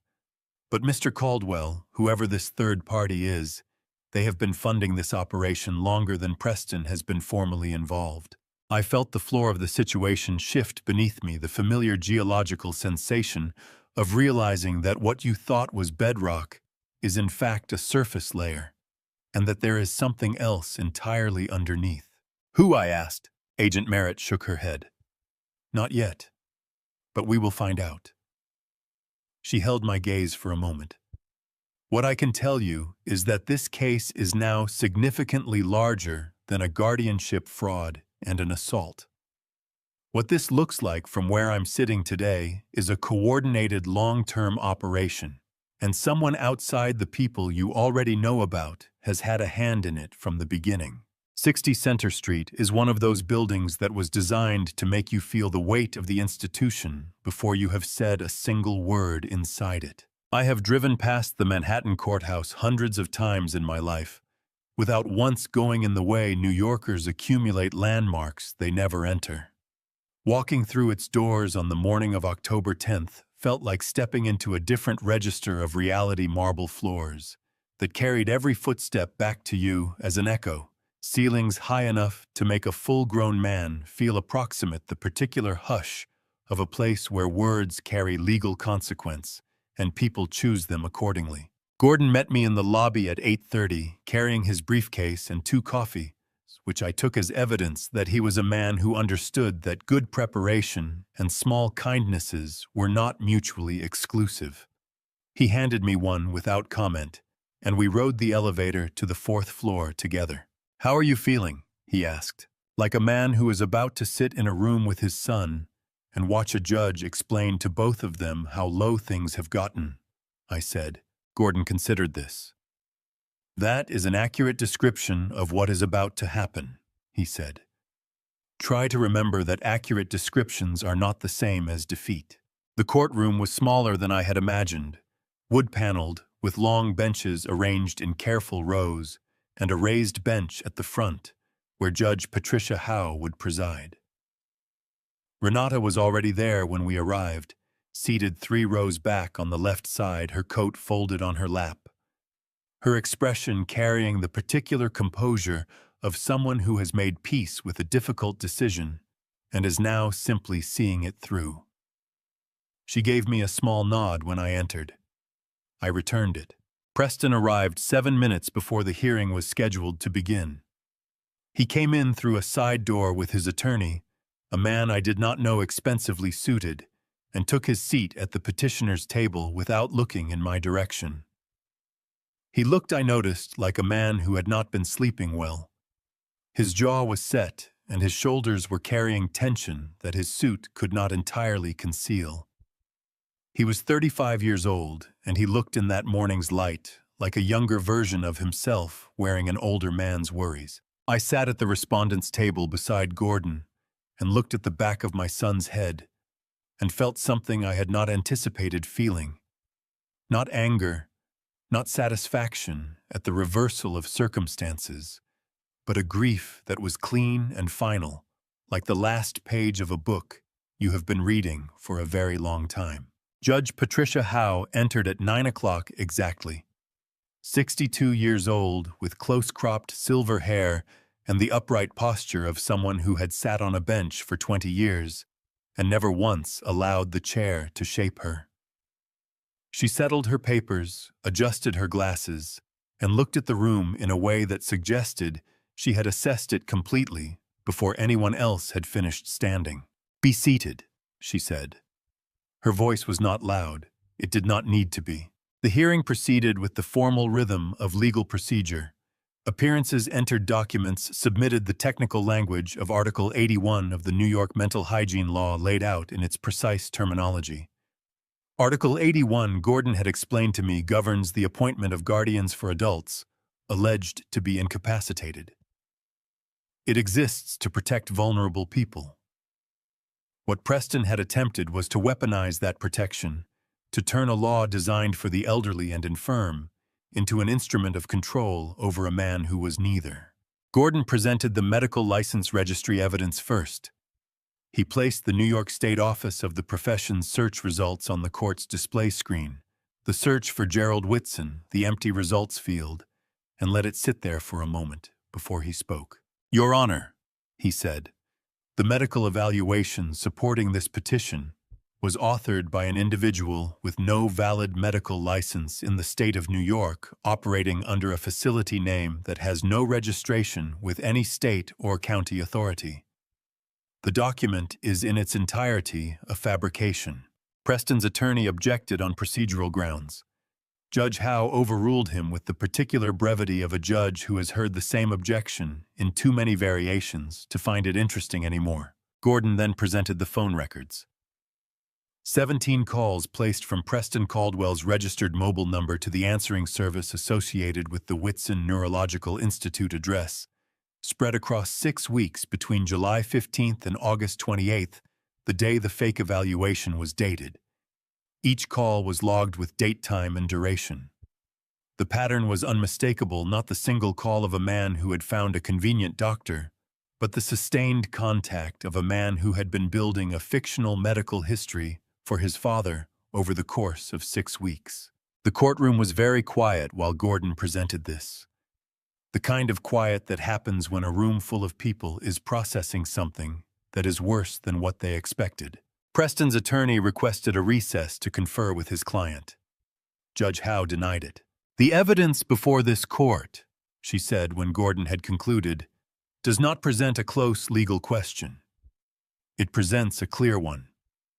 This petition is not supported by legitimate medical documentation. It is supported by documentation that appears to have been deliberately fabricated for the purpose of this proceeding." She removed her glasses and looked at Preston with an expression that was not hostile. It was something more considered than hostility, something that had taken its time arriving and was therefore more permanent. "The petition is denied in its entirety." She replaced her glasses. "Furthermore, this court is referring the matter of the fraudulent medical documentation to the Manhattan District Attorney's Office for investigation of fraud upon the court and related criminal offenses." She paused. "The petitioner is ordered to surrender his passport to this court by 5 o'clock this afternoon, pending the outcome of that investigation, as a condition of continued residence in this jurisdiction." Preston's attorney was on his feet with an objection before she finished the sentence. Judge Howe looked at him with the patience of a woman who has been looked at that way by attorneys for 2 decades. "Counselor," she said quietly, "I suggest you spend the next several hours advising your client on the appropriate response to a criminal referral rather than objecting to measures designed to ensure his availability for that process." The attorney sat down. The hearing was concluded in 40 minutes total. Gordon gathered his papers with the unhurried efficiency of a man who had expected this outcome and found the confirmation satisfying. I sat at the respondent's table and let the room empty around me, and tried to feel something uncomplicated, relief, perhaps, or vindication. What I felt instead was the complicated residue of a morning spent watching a son's legal strategy disassembled in public piece by piece in front of a judge who had found every piece wanting. I was gathering my own coat when I became aware that Preston had not yet left. He was standing near the side door, his attorney beside him, and he was looking at me. Not the calculating look from the gala, not the performance of a son adjusting his father's lapel. Something else, an expression I had not seen on his face since he was perhaps 12 years old. Something uncertain and unresolved, and almost in its way frightened. Then his attorney leaned in and spoke quietly into his ear. Whatever the words were, they arrived with precision. I watched the color leave Preston's face in a way that was almost immediate, as though someone had opened a valve. His jaw tightened. His hand gripped the doorframe. He turned and walked out without looking at me again. I stood in the emptying courtroom and understood that whatever his attorney had just told him was not about today's ruling. Today's ruling he had prepared for on some level. What his attorney had told him was something new, something he had not seen coming. I had imagined this moment many times over 40 years, in the way you imagine things you believe will never actually happen loosely, without committing to the details. Because committing to the details of something impossible feels like a particular kind of cruelty to yourself. The arrivals hall at JFK Terminal 4 on a Monday morning is not by any objective measure a romantic setting. It is fluorescent lit and crowded, and smells of recycled air and coffee from a franchise cart near the exit doors. Families hold handwritten signs. Children run at angles that suggest no awareness of other people's knees. The general noise is a composite of rolling luggage and announcement systems and the particular acoustic chaos of a space designed for function rather than feeling. None of that mattered. Edmund came through the arrivals door at 9:47, and I knew him before I had consciously processed that I was seeing him the way you know a piece of music from its first 3 notes. He was 60 years old, and he walked with a slight forward lean that was new, the posture of a man who had spent decades at a drafting table, and his white hair was cut close and neat, and he was carrying a canvas shoulder bag on one side and a rectangular wooden box under his other arm held against his body, with the careful deliberateness of someone transporting something irreplaceable. He saw me and stopped walking entirely. For one full second, we simply looked at each other across 20 feet of arrivals hall, two men in their 60s, one of whom had spent 40 years thinking the other was dead. Then Edmund pressed his free hand over his eyes, a brief private gesture, the gesture of a man who had prepared himself for this moment and found that preparation was not the same as readiness and crossed the distance between us. We embraced the way men of our generation and profession embrace firmly with both arms without ceremony, the way you hold on to something you had resigned yourself to losing. I felt his hand press flat against my back. I felt his shoulders shake once and then go still with the effort of steadying. "You are exactly as stubborn-looking as I remembered," Edmund said into my shoulder. His voice was thick and unsteady and wholly genuine. "You are considerably older," I said into his. "I want you to know I find that deeply unfair." He laughed, a real laugh this time, not the fractured sound from the video call, but the full laugh of a man who has arrived somewhere he thought he would never reach, and discovered that the relief of it is almost unbearable. Beckett was standing 6 feet behind me. I stepped back and turned and watched the moment when Edmund Harlow saw his son standing in an airport arrivals hall for only the second time in either of their lives, the first having been 8 months ago in Edinburgh when Beckett had traveled to find him. Edmund's face did something I cannot fully describe.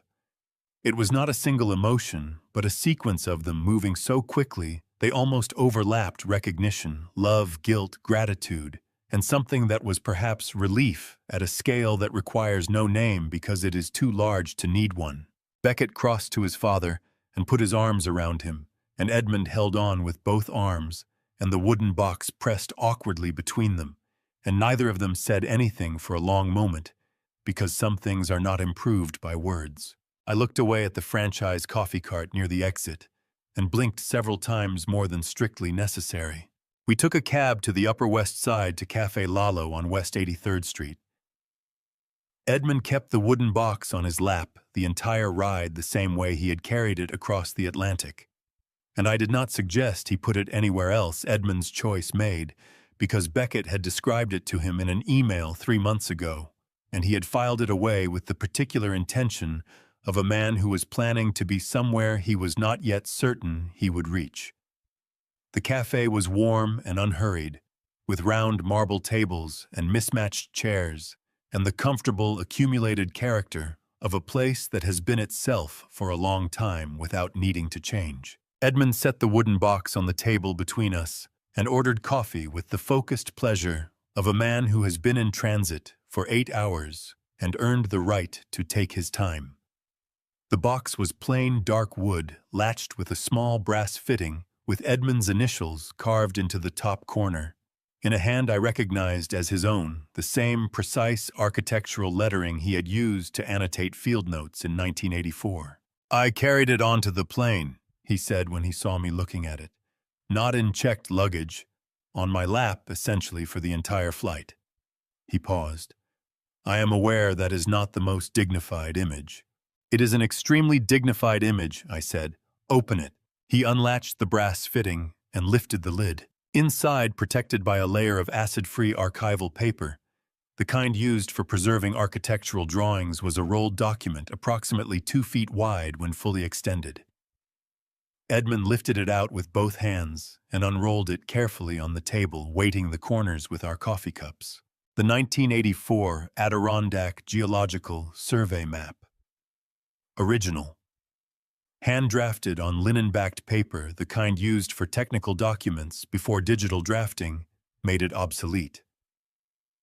Grid references in precise ink, elevation markings, section notations, and in the lower right corner of Section 7, the eastern shaft designation, surrounded by a dense cluster of mineral classification symbols and a handwritten notation in Edmund's drafting hand. Significant REE concentration confirmed. Requires full federal survey assessment. EH/EC October 14th, 1984. October 14th. 40 years to the day. Neither of us mentioned it. We didn't need to. Beckett was examining the map with the focused attention of an engineer looking at something he has heard described but never seen. He pointed to the notation. REE, he said. Rare earth elements, Edmund said. The classification we used in 1984. What sits beneath that section of the Adirondack survey area is, by current geological and market assessments, one of the most significant undeveloped rare earth deposits in the northeastern United States. He looked at me. Worth approximately $2.4 billion at current extraction values. Stowe Corp knew. That notation, our signatures that date, is the document that proves they knew. The cafe moved around us in its ordinary way. A server refilled Edmund's coffee without being asked. Conrad Ellery arrived at noon. I had not met him before, though Gordon had mentioned his name. Conrad Ellery, 44 years old, investigative journalist at the New York Tribune, a lean, watchful man with a reporter's quality of attention that made you feel slightly uncomfortably that whatever you said was being filed away with precision. He had contacted Beckett 3 weeks prior through channels I didn't fully understand, and Beckett had decided after consulting Gordon and Agent Merritt that the conversation was worth having. He sat down, declined coffee, and placed a thin folder on the table. I've been investigating Stowe Corp for 8 months, he said without preamble, the manner of a man who respects other people's time enough to skip the foreword. Specifically, the 1984 Adirondack incident and what followed. I have corroborating evidence from a former Stowe Corp employee, someone with direct access to internal documentation, that confirms 2 things independently of anything you have. He opened the folder and slid 3 pages across. 1, the explosion was deliberately ordered and executed under Reginald Stowe's personal authorization. 2, Stowe Corp has maintained an active internal program for the past 4 decades, specifically designed to suppress, acquire, or destroy any surviving documentation from the 1984 survey. Edmund picked up the pages. His hands were steady, but there was a tightness around his eyes that told me steadiness was costing him something. Your source, Gordon said carefully from beside me. Can you characterize their credibility without identifying them? Conrad looked at Gordon with the patient expression of a journalist who has had this conversation before. My source had direct professional access to Stowe Corp's internal compliance records for 11 years, he said. They retained personal copies of relevant documentation as a matter of professional self-protection. Their motivation for coming forward now is personal, not financial. He paused. And their credibility is frankly beyond question, because Reginald Stowe is their father.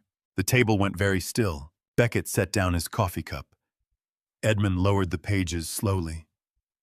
I looked at Conrad, and Conrad looked back at me with the expression of a man delivering information he understands is a grenade and has chosen to hand over carefully.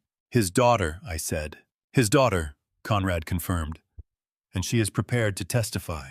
Before I reveal what the FBI found inside Stowe Corporation's private archive, something that had been locked away for 40 years with Everett's name on it, comment truth right now. Because what comes next will change everything you thought you understood about this story. Note some elements of what follows are fictional, built for storytelling and educational purposes. If this is not content you wish to continue with, you may step away here. But I truly hope you stay. The Tribune ran the story on the front page of the Monday morning edition above the fold. I know this because Beckett sent me a photograph of the physical newspaper at 6:47 in the morning. He had apparently gone out specifically to buy a copy, which struck me as exactly the kind of thing Beckett Harlow would do. The headline read, Stowe Corporation and the Adirondack Cover-Up 40 Years of Silence on a $2.4 billion secret. Conrad Ellery's byline was beneath it, and the article ran to 4 full pages inside with reproductions of 3 key documents. None of them the original map, which remained in Gordon's custody as formal evidence, but corroborating records that Conrad had obtained through his own investigation. I sat at my kitchen table in Carroll Gardens and read every word of it twice. Conrad had done what good investigative journalism does at its best. He had taken a story that was complex and technical and layered with 40 years of deliberate obfuscation and rendered it in language that any reader could follow without losing a single essential fact. He described the 1984 survey. He described the explosion. He described Stowe Corp's documented financial interest in suppressing the geological findings. He named Reginald Stowe directly with the particular precision of a journalist who has checked his sourcing enough times to be absolutely certain. He did not name his source. By 8 o'clock in the morning, the Tribune's website had registered over 400,000 unique visitors to the article. By 9, 3 other major outlets had picked up the story. By 9:30, Stowe Corp's publicly traded holdings had dropped 11% on the opening of the New York Stock Exchange. I watched all of this from my kitchen table, with Edmund sitting across from me. He was staying in my guest room for the duration, an arrangement that felt both practical and profoundly right, like restoring a piece of furniture to the room it had always belonged in, and Beckett calling every 30 minutes with updates that arrived faster than either of us could fully process. "This is going to move quickly now," Edmund said, watching the news feed on his laptop. His voice was measured, but his hands were wrapped around his coffee mug with more force than the temperature required. "Once it's public, the pressure changes. People who were comfortable staying quiet recalculate." He was right. He was right in ways that neither of us fully anticipated. Nora Stowe walked into the FBI field office at 26 Federal Plaza at 10:15 that same morning, accompanied by her personal attorney and carrying a briefcase that contained, as Agent Merritt described it to me later, 11 years of professional conscience made physical. I am reconstructing what happened in that building from what Agent Merritt told me in a phone call that evening, and from a written summary Gordon obtained through proper legal channels 3 weeks later. I was not there. But I have thought about it enough times that it feels in its essentials as real to me as the things I witnessed directly. Nora Stowe was 45 years old, with her father's precision, and it became clear none of his willingness to use that precision in the service of deliberate harm.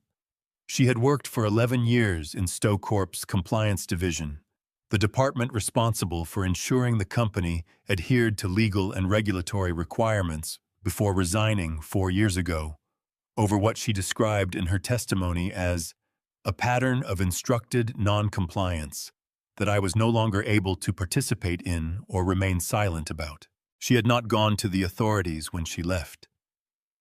She told Agent Merritt in the careful, honest language of someone who has asked themselves the same question many times that she had not gone because she did not yet have enough, because the documents she had retained were significant, but not conclusive, and because she understood with the cold clarity of someone who has grown up inside a powerful family that an incomplete case against Reginald Stowe would not merely fail.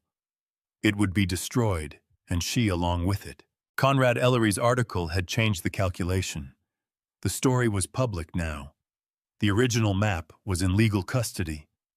The FBI investigation was formally open. The moment Nora had been waiting for, the moment when coming forward meant contributing to something that could actually succeed rather than being isolated and crushed, had arrived. She opened the briefcase on Agent Merritt's conference table and produced a series of documents in archival plastic sleeves, each one labeled in her own handwriting, with date source and a brief description of contents. 11 years of careful, systematic documentation, maintained with the professional precision of someone who had always known this day might come and had prepared for it accordingly. The centerpiece was a single-page internal memorandum, dated October 8, 1984, 6 days before the mine explosion. It was addressed to the site operations director of the Adirondack Project and authorized in language that was deliberately indirect but unmistakably clear in its intent. The permanent termination of survey activity in Section 7 of the Eastern Shaft, effective October 14th. It cited safety concerns as the official justification. In the margin, in a different hand from the main text, someone had written a single word, confirmed. The memorandum carried 2 signatures. The first was Reginald Stowe. The second signature was partially obscured, either by age or by deliberate damage to that corner of the document, but the first 3 letters of the surname were legible. Nora had examined the document many times over 11 years and had never been able to confirm the second name with certainty. She told Agent Merritt she had always assumed it was an internal Stowe Corp executive. What she did not know, what none of us knew yet, was whether that assumption was correct. The second signature, Agent Merritt told me when she called that evening. Her voice had the controlled energy of someone working a case that had just expanded significantly. We've sent the document to the FBI Forensic Document Analysis Unit in Quantico. They can reconstruct partially obscured text in about 70% of cases using infrared imaging. We'll know within 2 weeks. The FBI raid on Stowe Corp's Midtown headquarters took place at 2 o'clock that afternoon, executed under a federal search warrant that had been applied for and granted with a speed that spoke to how thoroughly Agent Merritt's team had built their case over the preceding weeks. I watched the news coverage from my living room with Edmund. Beside me, footage of federal agents carrying boxes from the building's lobby, Stowe Corp's communications director reading a prepared statement at the entrance, the particular public theater of a powerful institution being formally investigated.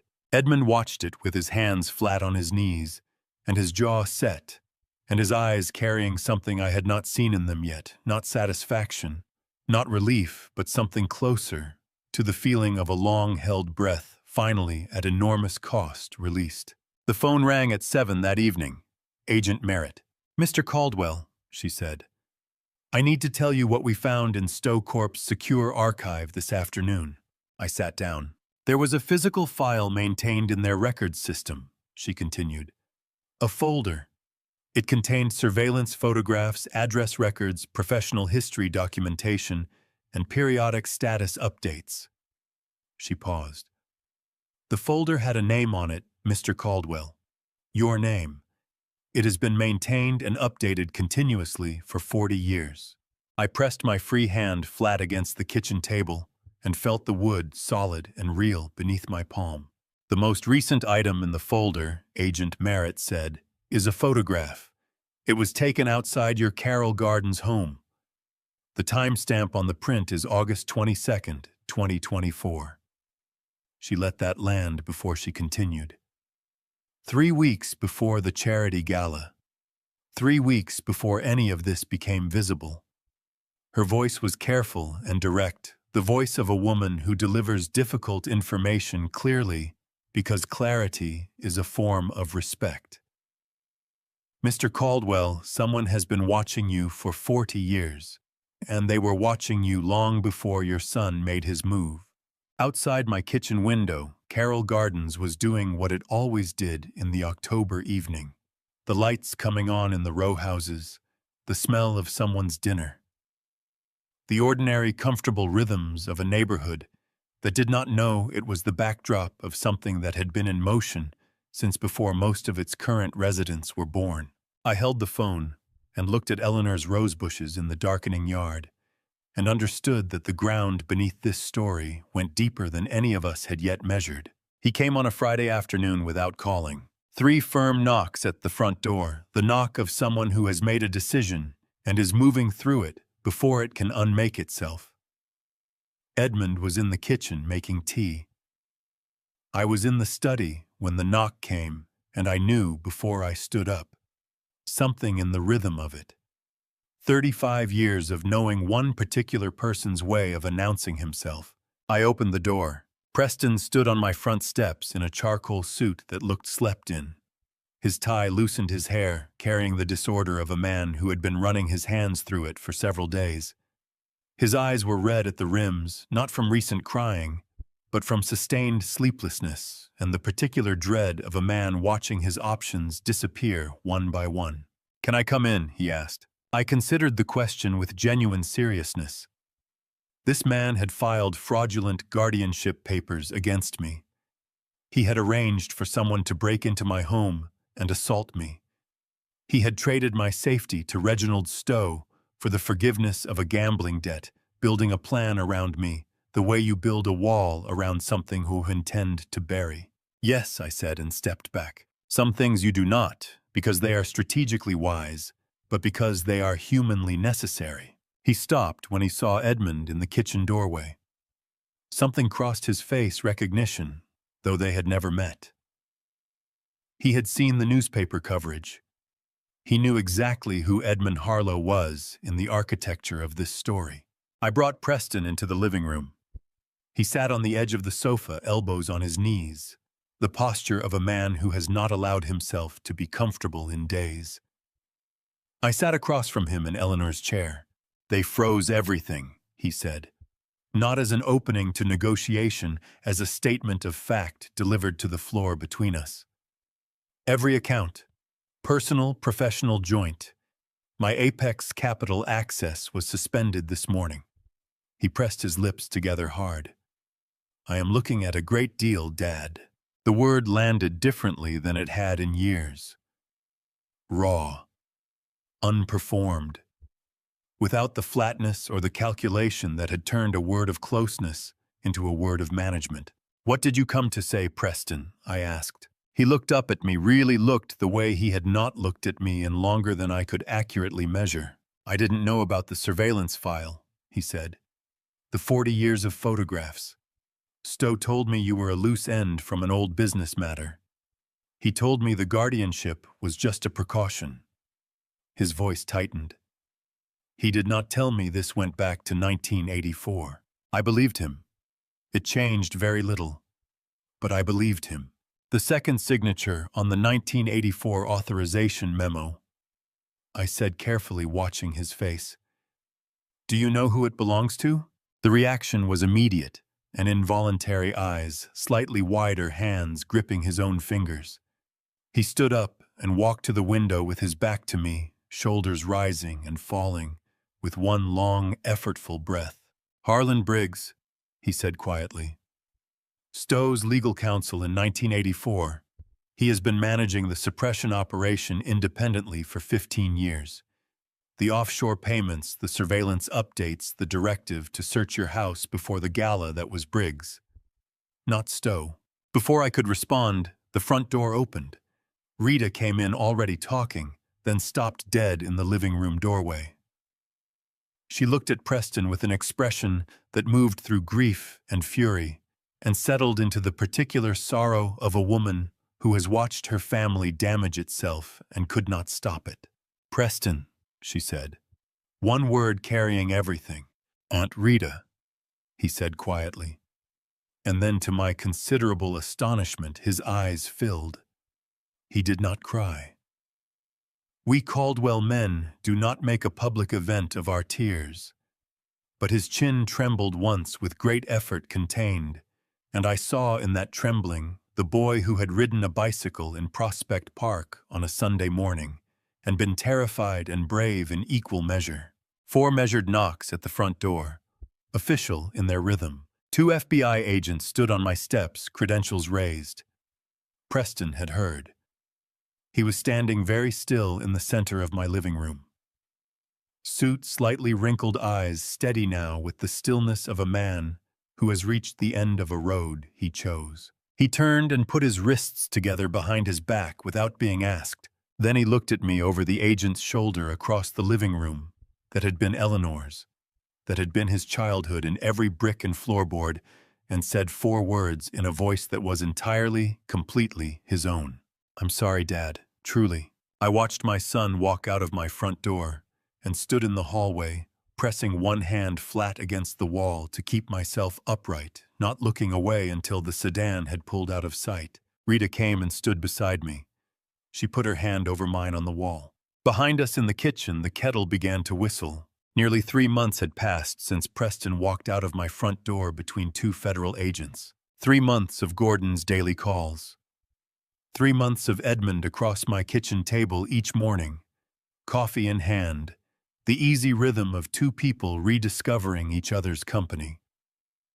3 months of not speaking to Preston, his attorney communicating through Gordon that he was cooperating fully with federal investigators, which I took to mean he had chosen the only navigable path remaining to him. I chose to believe it was also, in some small part, because of 4 words spoken in a Carroll Gardens living room on a Friday afternoon in October. The U.S. District Court for the Southern District of New York at 500 Pearl Street carries a different authority from the state courthouse on Center Street. Where the state courthouse has civic tradition, marble echo accumulated dignity, the federal courthouse has something more austere.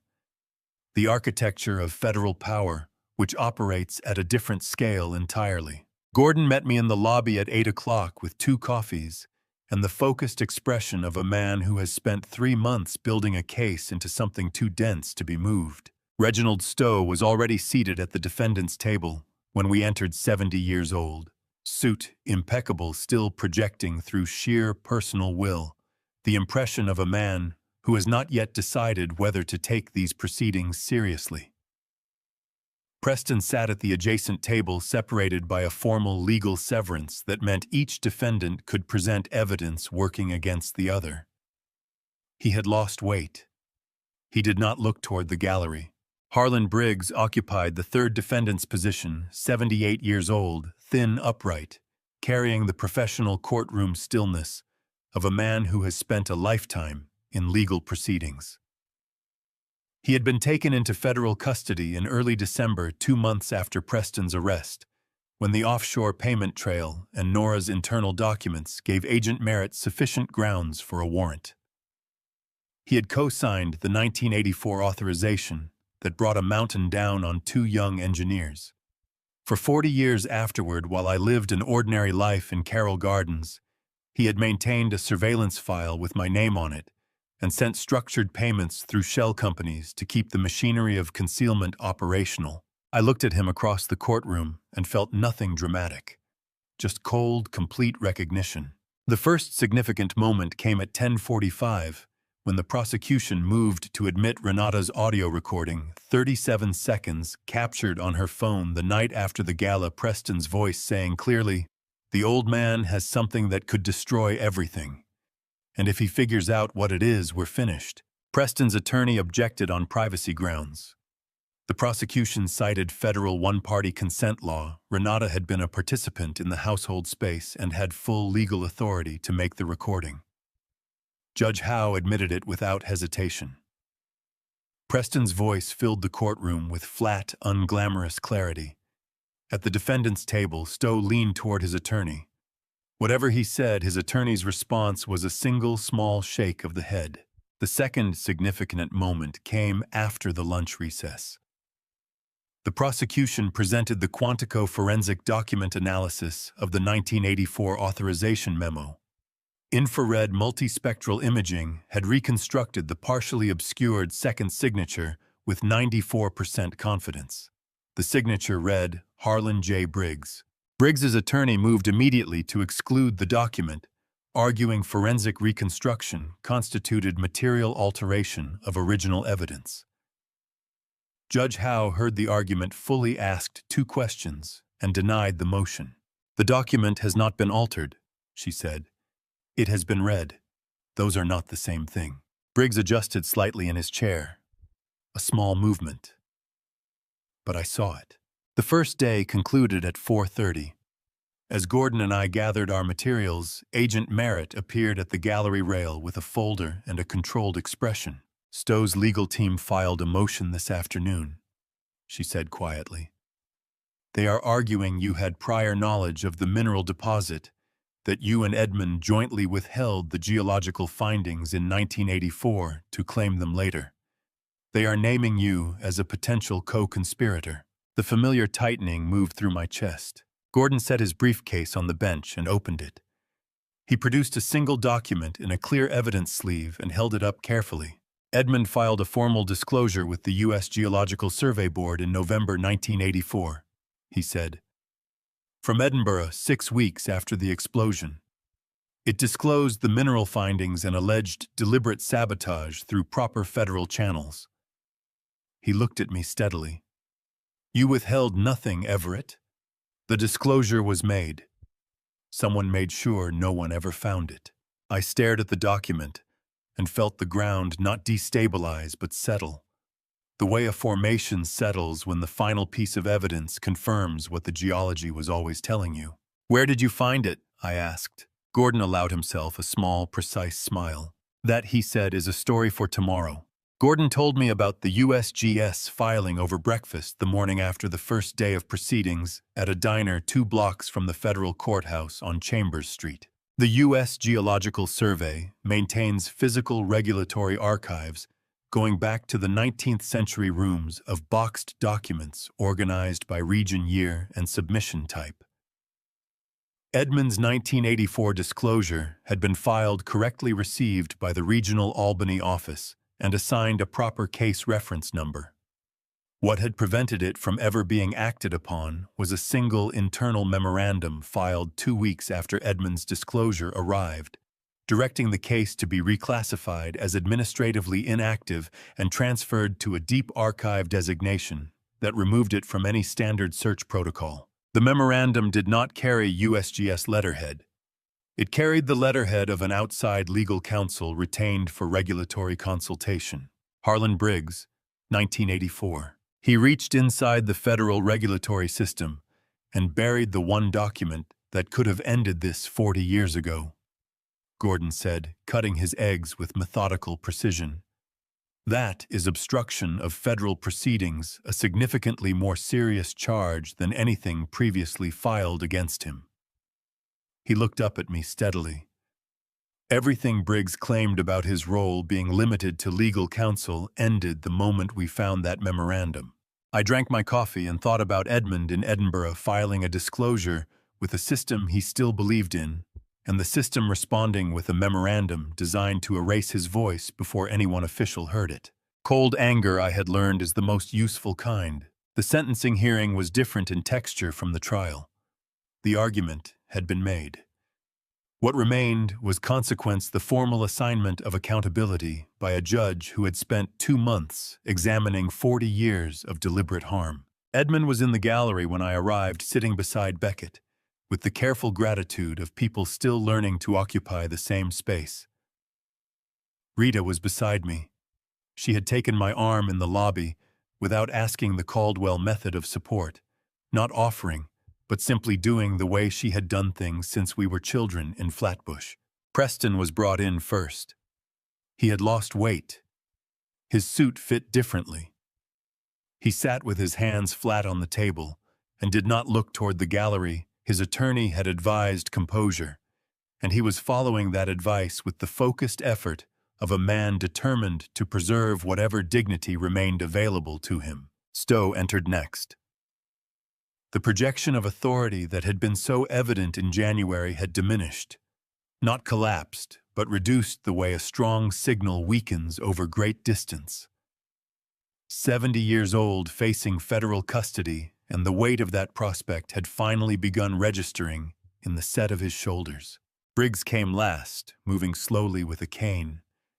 The careful courtroom stillness remained, but it had changed quality, less composure now, and more the stillness of a man who has run out of moves and decided that stillness is at least a remaining form of control. Before sentences were delivered, the prosecution presented one final piece of evidence reserved for this proceeding. 3 days after Preston's October arrest, he had called me from his attorney's office phone. I had let it go to voicemail initially, then called back when Gordon confirmed it was Preston. Within the first 30 seconds, the tone of Preston's voice told me I should not face this call unarmed. I pressed record on my voice memo application. Preston had said many things in 4 minutes and 11 seconds.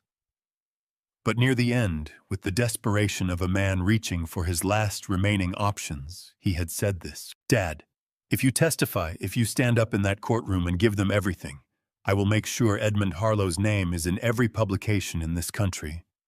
I will make sure that what he did, running, hiding, leaving you to grieve him for 40 years, is the story.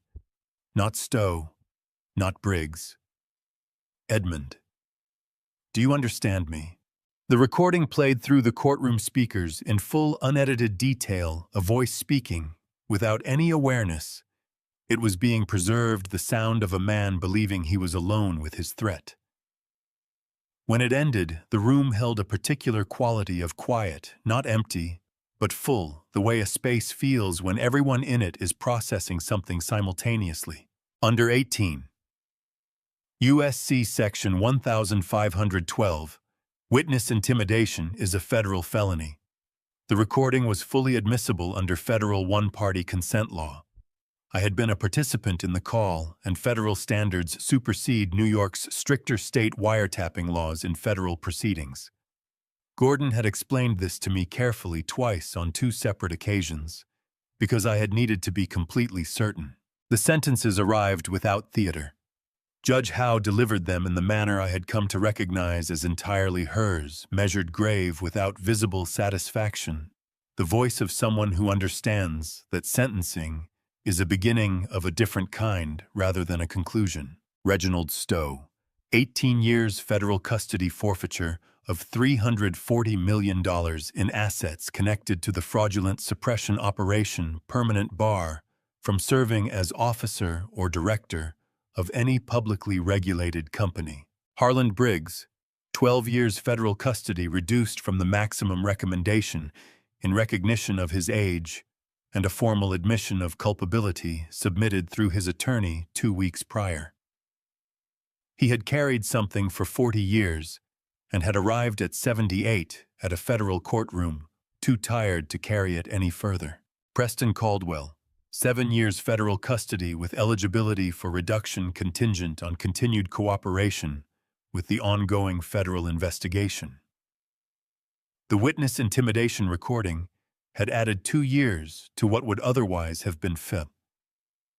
He had done that to himself in a call he had believed was private. When Preston's sentence was read, I watched him receive it. He did not flinch.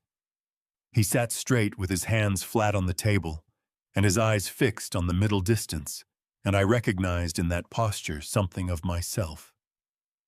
The Caldwell method of absorbing a hard thing straight back, still hands face forward. I had braced for relief, for the clean satisfaction of accountability formally assigned. What arrived instead when the words 7 years were spoken about my son was a grief without anger and without self-pity, a father understanding that love does not require you to wish consequences away in order to remain real. Edmund was beside me in the lobby afterward.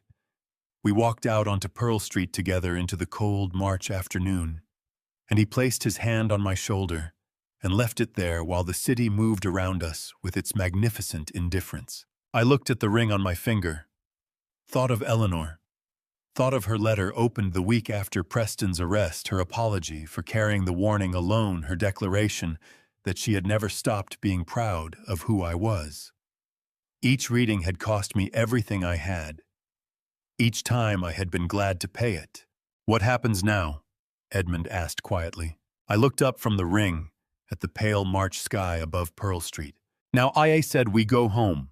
3 months after a federal sentencing, the world looks different without requiring you to become a different person. The Yale Club on Vanderbilt Avenue was exactly the right room for what this evening needed to be grand enough to feel like an occasion, warm enough to feel like a place where real things get said.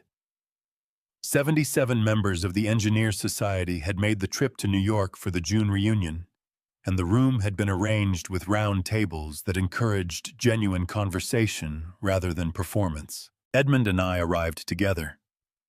The moment we walked through the door, I felt the room shift, a collective awareness moving through the assembled engineers, like a change in atmospheric pressure. These were people who had followed the story for months, who had read Conrad Ellery's Tribune article on an October morning and understood immediately what was at stake, who had, in their own quiet, professional ways, been waiting to see how it ended. Rita was already there. She crossed the room when she saw Edmund and embraced him without ceremony or preamble. "You owe my brother an enormous apology," she said into his shoulder, "which I am told he has already accepted, which is very like him and slightly infuriating." Edmund laughed, the full, open laugh that had been coming more easily since October. The laugh of a man who has stopped conserving himself for emergencies. "He told me about you," he said, holding her at arm's length. "He did not adequately prepare me." "No one ever is," Rita said, and sat back down with complete satisfaction. Frank Doyle was near the bar, slightly self-conscious in his good jacket, among engineers and attorneys. I crossed to him immediately and shook his hand with both of mine. "You are the reason I am standing in this room tonight," I told him. "Don't be dramatic," he said. "I was assaulted in my own living room," I said. "I am entitled to some drama." His wife Dolores laughed, which set exactly the right tone. Beckett called the room to attention at 7:30, speaking without a microphone in the clear, carrying voice of a man who has learned that confidence projects further than volume. "Two men made a promise in a mine shaft in the Adirondack Mountains in 1984, he said. "They were 20 years old, they were partners, and they believed completely that they were invincible. The promise was simple: if one of us doesn't come back, the other takes care of what's left behind." His voice was steady, carrying something underneath that the steadiness was working carefully to manage. What followed was 40 years of deliberate separation and a systematic effort by powerful people to ensure that promise would never see daylight. The room was entirely still. "The Caldwell-Harlow Initiative," he continued, "is a public-private partnership between Harlow Technologies, the Federal Department of Energy, and the State of New York for the development of the rare earth mineral deposit in the Adirondack Survey area identified and documented by Edmund Harlow and Everett Caldwell in October 1984 and suppressed for 4 decades. He raised his glass.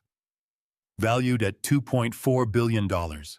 Full EPA and New York State environmental oversight. Approximately 3,000 permanent jobs in the northern Adirondack region. Named for both of them because the work was always both of theirs."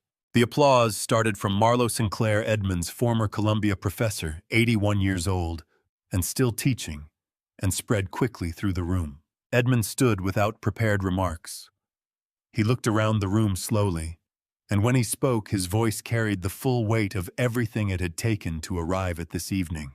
"The most important structural element in any system, geological, architectural, or human, is not the strongest piece," he said.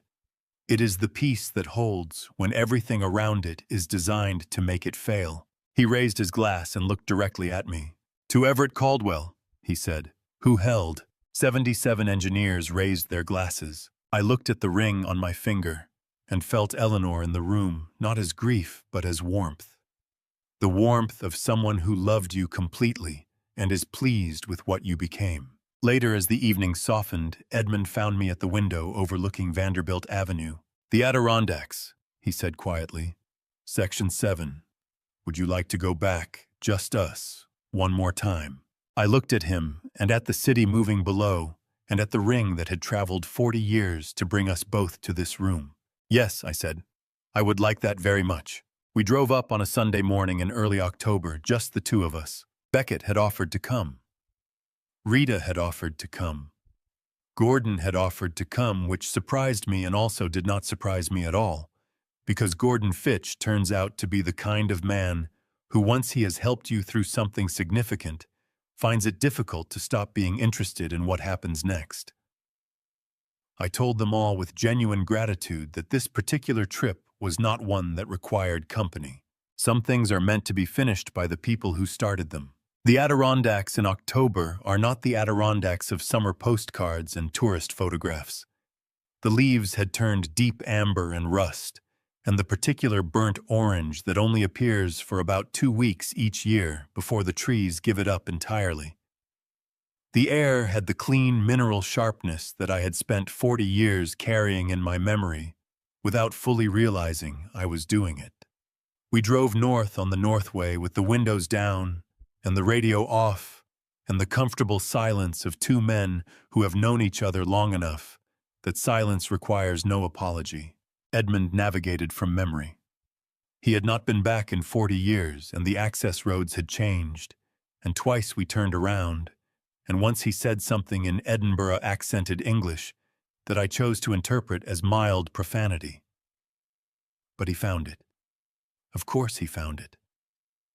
Edmund Harlow had spent his entire professional life reading The Shape of the Land, and the land does not change the way people do. The entrance to the old survey site was marked by nothing official, just a break in the tree line where the ground flattened and the rock formations became visible, the strata layered in the particular pattern that both of us recognized without needing to confirm it aloud. We got out of the car and walked to the edge of Section 7 and stood there in the October wind with the valley spread below us. Edmund reached into his jacket pocket and produced a plain silver ring worn smooth, simple, with a small geometric pattern on its surface. My ring. The one he had been wearing for 40 years, the twin of the one on my finger. He held it out without speaking. I took it. I removed the ring from my own finger, Edmund's ring, the one I had carried since 1984, and placed it in his palm. He closed his fingers around it. We stood there at the edge of Section 7 with the valley below us, and the October sky enormous overhead, and the Adirondack wind moving through the trees with its old, indifferent music. And I understood that the promise was not finished when the sentences were handed down, or when the initiative was announced, or when 77 engineers raised their glasses in a room on Vanderbilt Avenue. The promise was finished here. 2 old men, a mountain that had tried to take everything, and a ring finally back where it belonged. If you have stayed with me this long, you already know this is not a story about money or courtrooms. This is a grandpa stories kind of truth, the kind that takes 60 years and a silver ring to finally arrive at. I spent 40 years believing silence was the same as safety. I was wrong. Do not make my mistake. Tell the people you love what they mean to you before a crisis forces the conversation. Do not let pride build walls that grief cannot later climb. I believe God does not waste a single year of a person's life, not even 40 years spent mourning someone who was still alive. Every lost season was preparing the ground for what came next. This is my family story. And every grandpa stories worth telling has a moment where the old man finally understands what he was carrying. This was mine. Every family story worth hearing reminds us of one thing: dignity outlasts betrayal always, if we choose to hold on. If this story moved you, leave a comment telling me which moment stayed with you longest. Share it with someone who needs to hear it today. And subscribe so you never miss the next story. Thank you sincerely for staying until the very end. The stories on this channel contain fictional elements built for educational and storytelling purposes. If this content is not for you, no hard feelings. Choose what serves you best. But if you are still here, I am truly glad you stayed.